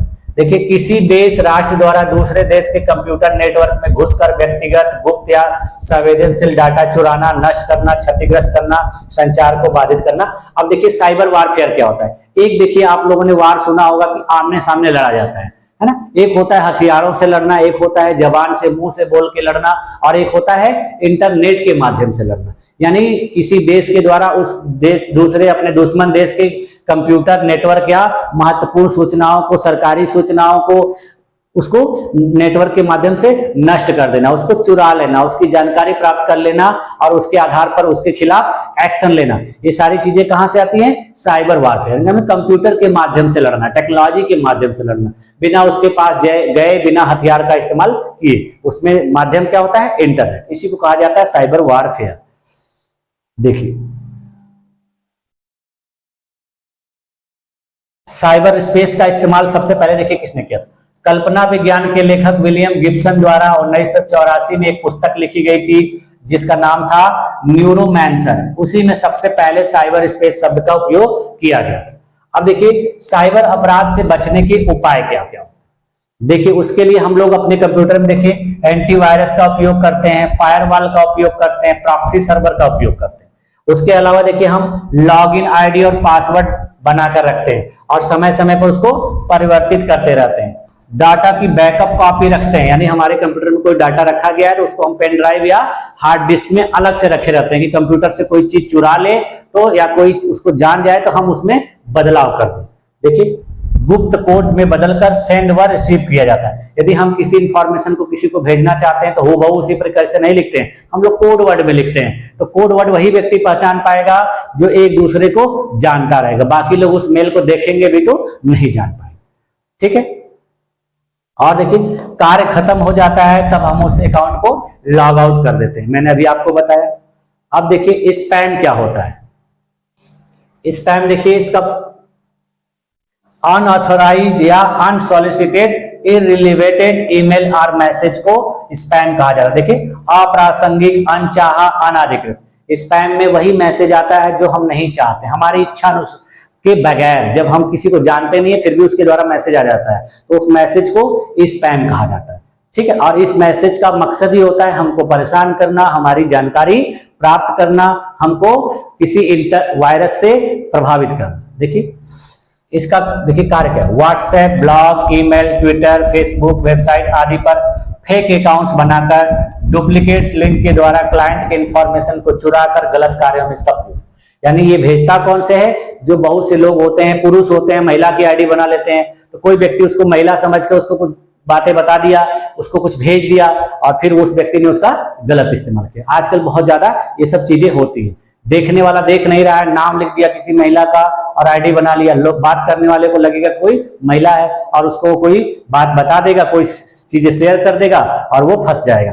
फिर पैसे का लालच देकर उसमें कुछ इंफॉर्मेशन दी जाएगी, कुछ फ्री में चीजें दी जाएंगी, जिसमें लालच में आकर आप उस मैसेज को ओपन करते हैं और उसके बाद आपकी सारी इंफॉर्मेशन उसके पास चली जाती। ठीक, स्पैम के प्रकार क्या होते हैं? देखिए स्पैम कितने प्रकार का होता है। इसमें देखिए कुछ मैसेज भेजे जाते हैं, बल्क मैसेज, ढेर सारे मैसेज आएंगे बार बार। देखिए कुछ क्लिक बेट होते हैं, जैसे ही आप उसको क्लिक करेंगे आपके कंप्यूटर को नुकसान पहुंचा दिया जाएगा, आपकी सूचना ले ली जाएगी।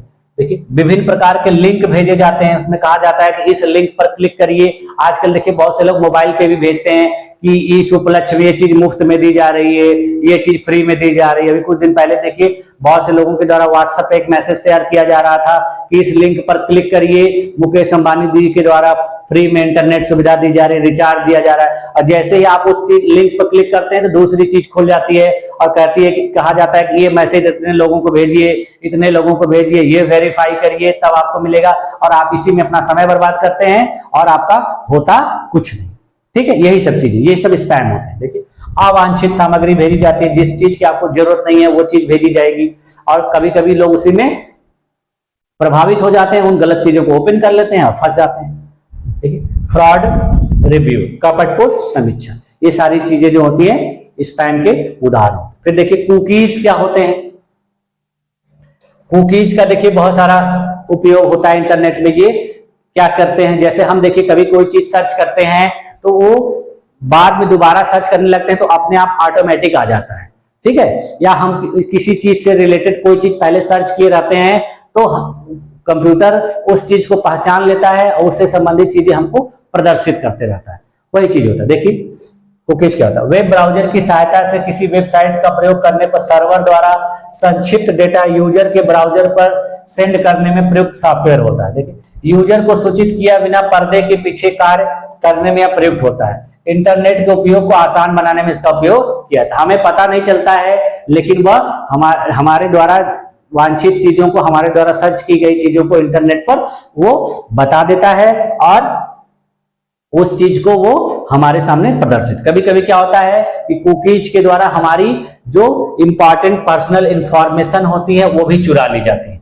देखिए कभी कभी आप किसी चीज का पासवर्ड डालते हैं तो उसमें आता है कि आप पासवर्ड को याद करना चाहते हैं कि फिर से टाइप करना चाहते हैं, तो इस तरह से जब हम उसमें ओके कर देंगे तो पासवर्ड हमको डालने की जरूरत नहीं पड़ेगी, अपने आप पड़ जाता है, लेकिन बाद में इसका गलत इस्तेमाल भी हो सकता है।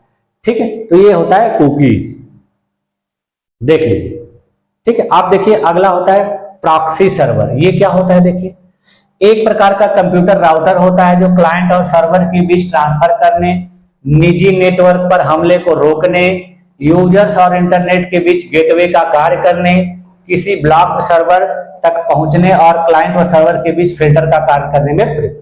प्रॉक्सी सर्वर देखिए होता है जब हम किसी वेबसाइट को सर्च करते हैं, अगर वो वेबसाइट अनधिकृत है तो हमारे पास एक मैसेज आ जाएगा कि इस वेबसाइट को यूज करना सही नहीं है, यदि आप कंटिन्यू करना चाहते हैं या बैक होना चाहते हैं तो उसमें अगर हम फिर कंटिन्यू कर देंगे तो वो वेबसाइट खुलेगी, लेकिन फिर उसका रिस्क हमको झेलना पड़ेगा। ठीक है, ये होता है। देखिए इसमें देखिए प्रॉक्सी सर्वर काम क्या करता है, अनसॉलिसिटेड वेब पेज या वेबसाइट को रेस्ट्रिक्ट कर देता है, रोक देता है, आपके कंप्यूटर पे खोलने नहीं देगा। आपको मैसेज आएगा कि ये रेस्ट्रिक्ट करना चाहते हैं कि नहीं, इसका इस्तेमाल करना सही नहीं है, लेकिन जब हम फिर से कंटिन्यू कर देते हैं तो उस चीज को ओपन कर देता है। देखिए मालवेयर या वायरस को कंट्रोल करता है या सर्वर की गोपनीयता बनाए रहता है। विभिन्न प्रकार के वेबसाइट होते हैं जो बहुत प्रकार के वायरस से लैस होते हैं, उसपे बहुत सारे वायरस होते हैं, वो आपकी सूचना को चुराना चाहता है, तो इसीलिए ये उसको रोकने के लिए आपको मैसेज देता है। देखिए अब ये देखिए फायरवॉल क्या होता है।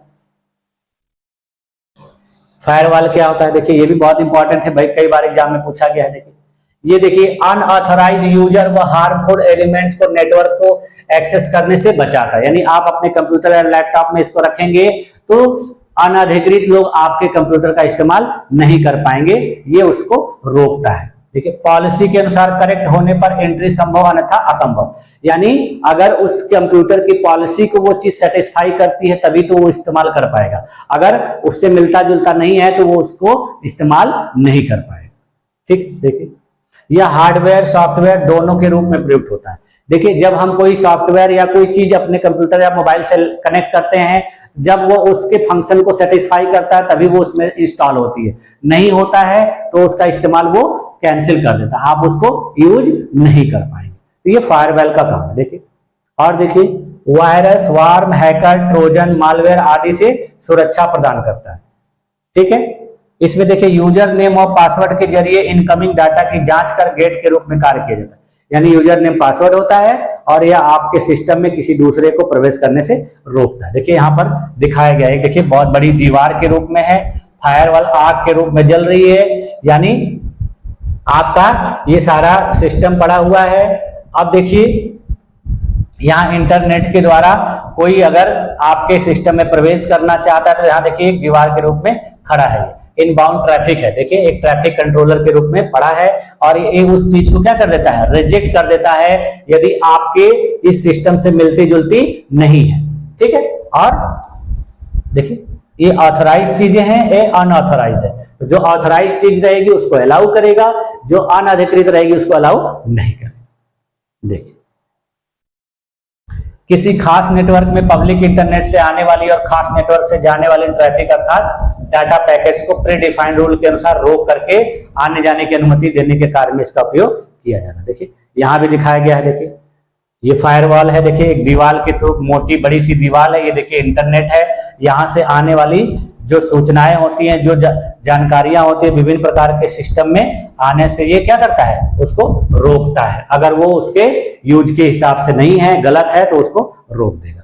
अब देखिए कंप्यूटर वायरस क्या होता है।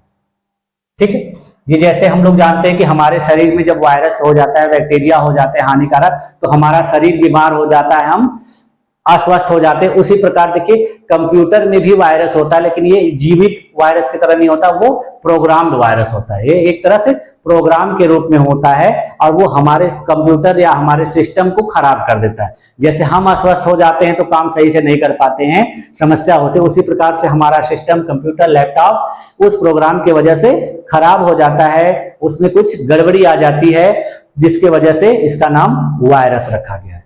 ठीक है, देखिए एक छोटा हानिकारक द्वेषपूर्ण प्रोग्राम होता है जो कंप्यूटर में प्रवेश कर अपनी कॉपी स्वयं बनाने में, फैलाने में, डाटा को मिटाने में, करप्ट करने में, डेटा को मॉडिफाई करने में, परिवर्तन करने में, गति को धीमा करने में, डिस्क क्षमता कम करने में, डेटा व फाइल को नुकसान पहुंचाने में, सॉफ्टवेयर को चलने से रोकने आदि के लिए इसका उपयोग किया जाता है। देखिए विभिन्न प्रकार से आपके कंप्यूटर को आपको नुकसान पहुंचाने के लिए इसको भेजा जाता है। आपके डाटा को डिलीट कर देगा, करप्ट कर देगा, एडिट कर देगा, बदल देगा, आपके सिस्टम को स्लो कर देगा, सॉफ्टवेयर को स्लो कर देगा, ये सारी चीजें इसके द्वारा की जाती है। यानी ये भेजा इसलिए जाता है कि आपको नुकसान पहुंचाए।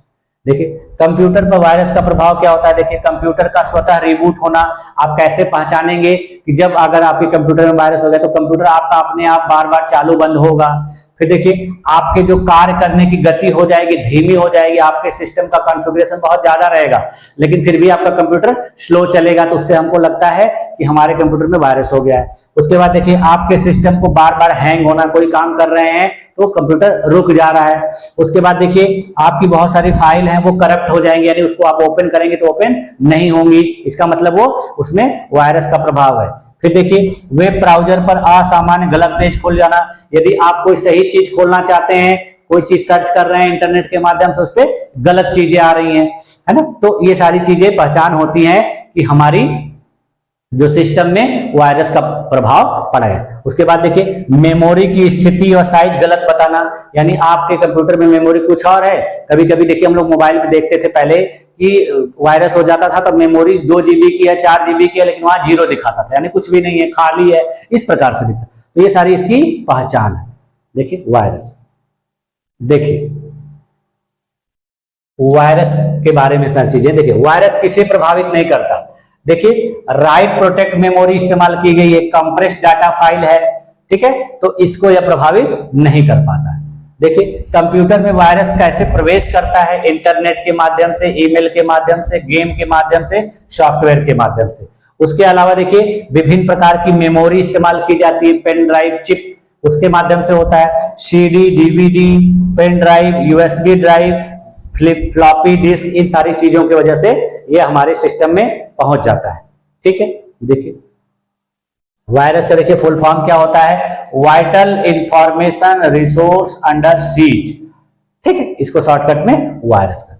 फिर देखिए एक और होता है रूट किट। ये क्या होता है, देखिए ये मालवेयर का सबसे खतरनाक रूप होता है, यानी यह हमारे कंप्यूटर को पहुंचाने के लिए इस्तेमाल किए जाने वाले प्रोग्रामों में सबसे खतरनाक होता है। यह देखिए मैलवेयर का भाग नहीं होता है, बल्कि इंस्टॉल किए गए एप्लीकेशंस का संग्रह होता है। ठीक है, इसके बाद देखिए ऑपरेशन सिस्टम के स्तर पर रूट किट के निर्माता हैकर को कुछ भी करने हेतु स्वतंत्र करने में सक्षम होता है, यानी आपके सिस्टम में इसको इंस्टॉल कर देगा तो जो हैकर होता है आपके सिस्टम को अपने यहाँ बैठे बैठे पूरी आसानी से इस्तेमाल करेगा, आप उसको कुछ नहीं कर सकते, नहीं रोक सकते। देखिए यूजर के कमांड दिए बिना इसमें सिस्टम नियंत्रण की क्षमता निहित होती है, यानी आप कुछ भी नहीं कहेंगे, कुछ भी नहीं करेंगे और आपके सारे कंप्यूटर की चीजों को दूसरे व्यक्ति के द्वारा ले लिया जाएगा। आपके कंप्यूटर को वो व्यक्ति बैठे बैठे ऑपरेट करेगा। ठीक है, सिस्टम में देखिए इनका पता लगाना बहुत कठिन, आप उसका पता भी नहीं लगा पाएंगे कि मेरे सिस्टम से चीजों को कौन चुरा रहा है, कौन ले रहा है। देखिए अन्य एप्लीकेशन की अपेक्षा सिस्टम पर इसका अधिक अधिकार होता है, बाकी चीजों में यह सबसे देखिए ज्यादा प्रभावी होता है, आपके सिस्टम पर यह ज्यादा अधिकार करता है। देखिए एक बार यूजर के सिस्टम में इंस्टॉल होने पर निर्माता हैकर द्वारा सिस्टम को रिमोटली कंट्रोल किया जाता है, अपने फाइल को रन कराएगा, सिस्टम कॉन्फ़िगरेशन बदल देगा, ये सारे काम आपके कंप्यूटर पे करता है रूट किट। फिर देखिए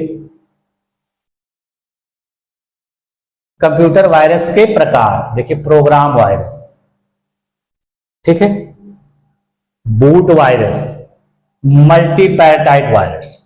ठीक है, देखिए वायरस का सबसे पहले विकास 1971 ईस्वी में रॉबर्ट थॉमस द्वारा किया गया। ठीक है, और उनके द्वारा जो पहला वायरस था उसका नाम क्रीपर रखा गया।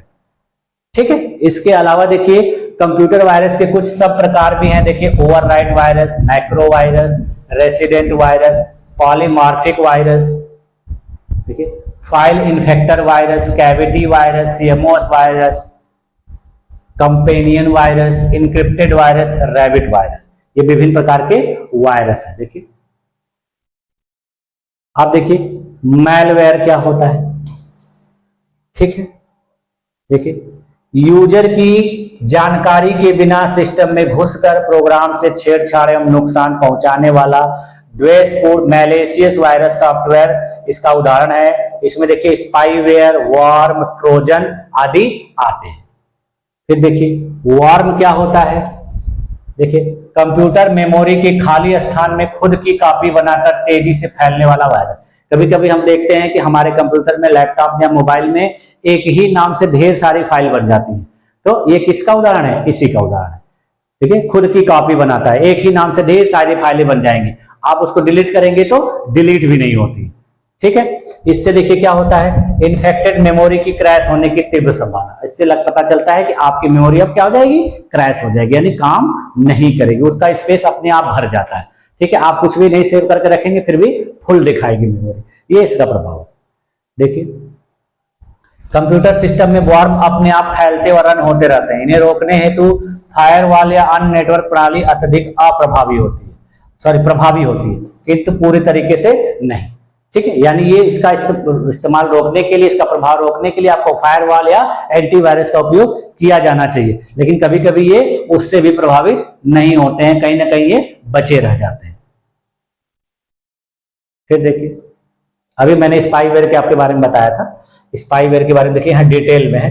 एक द्वेषपूर्ण सॉफ्टवेयर प्रोग्राम होता है, कंप्यूटर यूजर के विरुद्ध बिना इजाजत के जासूस की तरह कंप्यूटर में प्रवेश कर लेता है, ईमेल, यूजर नेम, पासवर्ड चुराकर भेजने वाले व्यक्ति या समूह को यह नुकसान पहुंचाता है। ठीक है, देखिए कुछ कंपनियों और संस्थाओं द्वारा अपने कर्मचारियों की गतिविधियों पर नजर रखने के लिए इसका उपयोग किया है। कभी कभी देखिए कुछ कंपनियां या कुछ जो बड़े बड़े अधिकारी होते हैं अपने छोटे कर्मचारियों की गतिविधियों पर नजर रखने के लिए इसका उपयोग करते हैं।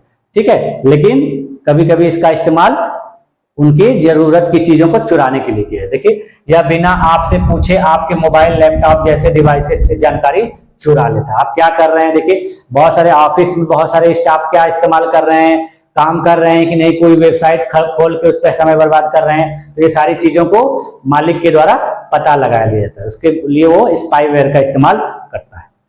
ठीक है, देखिए हैकर्स और क्रैकर क्या होते हैं। देखिए हैकर्स क्या करता है, आर्थिक लाभ हेतु नेटवर्क में घुसकर डेटा या सॉफ्टवेयर से छेड़छाड़ करके हमारे जो महत्वपूर्ण चीजों को वो प्राप्त कर लेता है। इसे नेटवर्क का भरपूर नॉलेज होता है, वो कंप्यूटर का बहुत जानकार होता है, हमारी इंपॉर्टेंट इंफॉर्मेशन को वो चुरा लेता है। देखिए आप बहुत सी चीजों को सुनते होंगे कि इसका कंप्यूटर हैक कर लिया गया, इसका बैंक का कर लिया गया, इस अधिकारी का कर लिया गया, उसकी सारी सूचनाएं वो प्राप्त कर लेता है। क्रैकर्स क्या होता है, देखिए नेटवर्क सुरक्षा में सेंध लगाने, पासवर्ड चुराकर अवैध कार्य करने होते हैं। क्रैकर्स होते हैं जैसे किसी के पासवर्ड को चुरा लेते हैं, किसी के पासवर्ड को तोड़ देते हैं, हैक कर लेते हैं। पासवर्ड आप डाले रहेंगे, वो अलग अलग तरीके से सॉफ्टवेयर प्रोग्राम का उपयोग करके आपके पासवर्ड को पास कर देते हैं, मतलब आपके पासवर्ड को तोड़ देते हैं, चुरा लेते हैं। ठीक, देखिए नेटवर्क प्रणाली में कमियों को उजागर करना हैकर का उद्देश्य होता है। हैकर अपराध या आर्थिक लाभ हेतु प्रयोग किए जाते हैं। देखिए अपराध के लिए इस्तेमाल होता है या फिर आर्थिक लाभ, आपके अकाउंट से पैसे चुरा लेंगे, आपको किसी दूसरे अपराध में संलिप्त बता देंगे, आपको फंसा देंगे, ये सारी चीजें। ठीक, देखिए क्रैकर का अन्य नाम देखिए ब्लैक हैट हैकर भी है। ठीक, फिर उसके बाद देखिए ट्रोजन हॉर्स क्या होता है। देखिए हैकर द्वारा किसी पासवर्ड को तोड़ने में इसका उपयोग किया जाता है।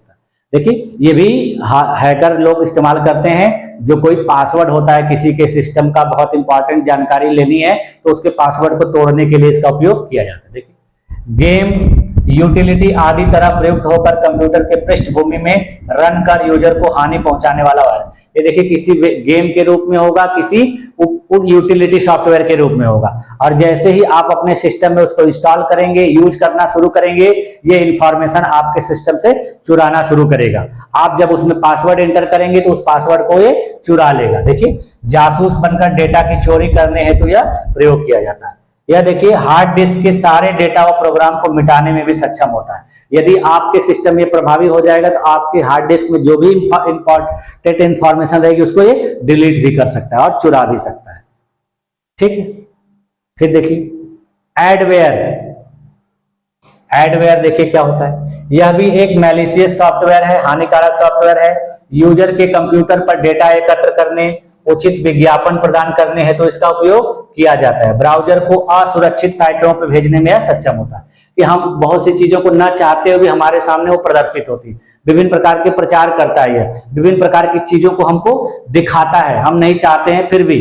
ठीक है, और यह हमारे ब्राउजर को असुरक्षित वेबसाइट पर भेजने में भी सक्षम है। देखिए इसका अन्य नाम होता है एडवर्टाइजमेंट सपोर्टेड सॉफ्टवेयर। विभिन्न प्रकार के बिना मतलब के ऐड आते रहेंगे उसमें। ठीक है, देखिए ब्राउजर के भीतर स्क्रीन पर विज्ञापन उत्पन्न करने में यह उपयोग किया जाता है, पैसे बनाने का काम करने में सक्षम होता है। देखिए इसका उपयोग आजकल देखिए बहुत ज्यादा किया जा रहा है। आप कोई भी काम करेंगे ये विभिन्न प्रकार के ऐड अपने आप आते रहते हैं। ठीक है, देखिए अब देखिए टाइम बम वायरस। ये देखिए क्या होता है, किसी निश्चित तारीख या समय या घटना पर रन होने वाला सॉफ्टवेयर। यानी देखिए टाइम बम नाम रखा, जैसे टाइम बम होता है, टाइम सेट कर दिया जाता है, उसी समय ब्लास्ट करता है, तो उसी प्रकार के वायरस होता है। वो टाइम सेट कर दिया जाएगा, डेट सेट कर दिया जाएगा और उसी दिन वो आपके सिस्टम को खराब कर देगा। देखिए लॉजिक कंडीशन रन होने, ट्रू होने के नाते अन्य नाम इसका लॉजिक बम भी होता है। देखिए इसका उदाहरण रहता है, देखिए happy birthday, Jerusalem virus, 13th Friday, ये इस प्रकार के वायरस के उदाहरण। यदि आपके कंप्यूटर में, सिस्टम में, लैपटॉप में इस प्रकार से लिखा हुआ आ रहा है, इसका मतलब कि ये टाइम बम वायरस का उदाहरण है। देखिए स्केयरवेयर देखिए क्या होता है, हैकर के द्वारा देखिए फ्री एंटीवायरस या फ्री सॉफ्टवेयर डाउनलोड करने का लालच देने पर यूजर को मजबूर किया जाता है। इसमें देखिए क्या होता है, हैकर आपको फ्री सॉफ्टवेयर या फ्री गेम, फ्री चीजें डाउनलोड करने का लालच देते हैं, कहते हैं फ्री में एंटीवायरस डाउनलोड कर सकते हैं आप, और जैसे ही आप डाउनलोड करेंगे वो आपके सिस्टम में प्रवेश कर जाएगा और आपकी सारी जानकारी को एकत्रित कर लेगा। ठीक है, डाउनलोड करते ही कंप्यूटर में प्रवेश करने वाला वायरस प्रोग्राम। इसका देखिए अन्य नाम होता है रॉग सिक्योरिटी सॉफ्टवेयर। तो इसीलिए देखिए हम लोग को अपने कंप्यूटर, मोबाइल या सिस्टम को इस्तेमाल करते समय बिना इंटरनेट का अगर इस्तेमाल कर रहे हैं तब तो ठीक है, कम खतरा रहता है। यदि इंटरनेट का इस्तेमाल कर रहे हैं तो हमको अपने सिस्टम में एंटीवायरस का उपयोग जरूर करना चाहिए। ठीक है। इसलिए देखिए हम अपने मोबाइल में जब किसी एप्स को इंस्टॉल करते हैं तो देखिए प्ले स्टोर पर उसको जब तक वेरीफाई नहीं होता है तब तक वो डाउनलोड आप नहीं कर पाते। जब वेरीफाई हो जाएगा तभी डाउनलोड होता है। तो यही सब कारण है कि हमारे एंड्रॉयड मोबाइल में पहले से सिक्योरिटी फायरवॉल की सुविधा दी गई रहती है, हमको अलग से किसी प्रकार के सॉफ्टवेयर को इंस्टॉल करना नहीं होता। लेकिन कुछ कुछ लोगों के द्वारा अलग से एंटीवायरस का भी उपयोग किया जाता है। देखिए पासवर्ड क्रैकिंग, ये क्या होता है? देखिए पासवर्ड क्रैकर प्रोग्राम की मदद से इनक्रिप्टेड फॉर्म में कोडेड पासवर्ड का पता लगाकर अवैध कार्यों तथा अधिकृत कार्यों को उपयोग किया जाता है। फिर देखिए पैकेट स्निफिंग क्या होती है? देखिए नेटवर्क से होकर गुजरने वाले डेटा को ट्रैक करने हेतु गंतव्य तक पहुंचने से पहले ही डेटा पैकेट्स की पहचान कर उसे रिकॉर्ड कर लेना है, उसका दुरुपयोग करना। यदि देखिए हम किसी डाटा को किसी के पास भेज रहे हैं तो ये बीच में ही उस डाटा को कैप्चर कर लेगा, रिकॉर्ड कर लेगा और उसका गलत इस्तेमाल कर लेगा, और वो डाटा जब तक पहुंचेगा उसके पहले इसका इस्तेमाल किसी दूसरे के द्वारा कर लिया जाए। जैसे देखिए हम कोई सूचना किसी को भेजना चाह रहे हैं, वो सूचना उस व्यक्ति के पास पहुंचने से पहले ही किसी के द्वारा बीच में ही उसको ले लिया जाएगा और अपना उसका दुरुपयोग कर दिया। अब देखिए विभिन्न प्रकार के इन सब चीजों से बचने के लिए विभिन्न प्रकार के देखिए एंटीवायरस सॉफ्टवेयर का उपयोग किया जाता है, जिसको मैंने देखिए ऊपर आप लोग को इमेज के माध्यम से दिखा दिया है। देखिए ये एक ऐसा सॉफ्टवेयर होता है जो सॉफ्टवेयर में विद्यमान ड्रेसप्रिंट प्रोग्राम जैसे virus, malware, Trojan horse, warm आदि को पहचान करके पता लगाकर उसको रोकता है, नष्ट करता है और उसको आपके सिस्टम से हटा देता है। इसलिए एंटीवायरस का उपयोग किया जाता है। देखिए विभिन्न प्रकार के एंटीवायरस का मैंने आप लोग को इमेज दिखाया था, AVG, Norton, McAfee, Symantec, Avast, Panda या बुलगार्ड, कैस्परस्काई और बिट डिफेंडर, ये विभिन्न प्रकार के एंटीवायरस सॉफ्टवेयर होते हैं। इनसे देखिए लाभ क्या होता है? किसी सॉफ्टवेयर, ईमेल या इंटरनेट फाइल की जांच करने, वायरस मिलने पर उसे नष्ट करने, डिस्ट्रॉय या डिलीट करने, वायरस के सक्रिय होने पर तुरंत यूजर को सूचित करने इत्यादि इसका उपयोग किया जाता है। इससे देखिए कुछ हानि भी होती है, जैसे देखिए किसी सॉफ्टवेयर, प्रोग्राम या फाइल के चालू होने से पहले जांचने में व्यस्त होने से कंप्यूटर गति को, जैसे ही आप इसको कंप्यूटर सिस्टम चालू करेंगे तो सबसे पहले यही रन हो जाता है, तो कभी कभी डिस्टर्ब भी करता है, हमारे सिस्टम को स्लो भी कर देता है। हम कोई काम करना चाहते हैं तो पहले ये उसको सर्च करने लगता है, तो कभी कभी डिस्टर्ब भी करता है और हमारे सिस्टम को स्लो कर देता है। लेकिन इससे डिस्टर्ब होने और सिस्टम को स्लो करने में थोड़ा समय लगता है, लेकिन उसके बाद हमारे कंप्यूटर को, हमारे सिस्टम को यह सिक्योर रखता है। तो इसीलिए इंटरनेट का इस्तेमाल करते समय इसका उपयोग किया जाना चाहिए। तो आज की क्लास में देखिए मैंने आप लोगों को बहुत ही इंपॉर्टेंट चीजों को बताया, जिसमें देखिए email ID, computer search engine, computer search browser और उसके बाद कंप्यूटर की सिक्योरिटी, फिर विभिन्न प्रकार के वायरस, विभिन्न प्रकार के मैलवेयर, विभिन्न प्रकार के ट्रोजन, विभिन्न प्रकार की वॉर्म और उनसे बचने के लिए एंटीवायरस सॉफ्टवेयर। तो ये सारी चीजों का आप लोगों ने आज की क्लास में अध्ययन किया। मेरे साथ इस क्लास में बने रहने के लिए आप लोगों का बहुत बहुत धन्यवाद, और अगली क्लास में हम लोग मिलते हैं PYQ और MCQ के रूप में, जो आपको आपके एग्जाम के पॉइंट ऑफ व्यू से बहुत ही इंपॉर्टेंट होगा। तो आप सभी लोगों का बहुत बहुत धन्यवाद। Thank you.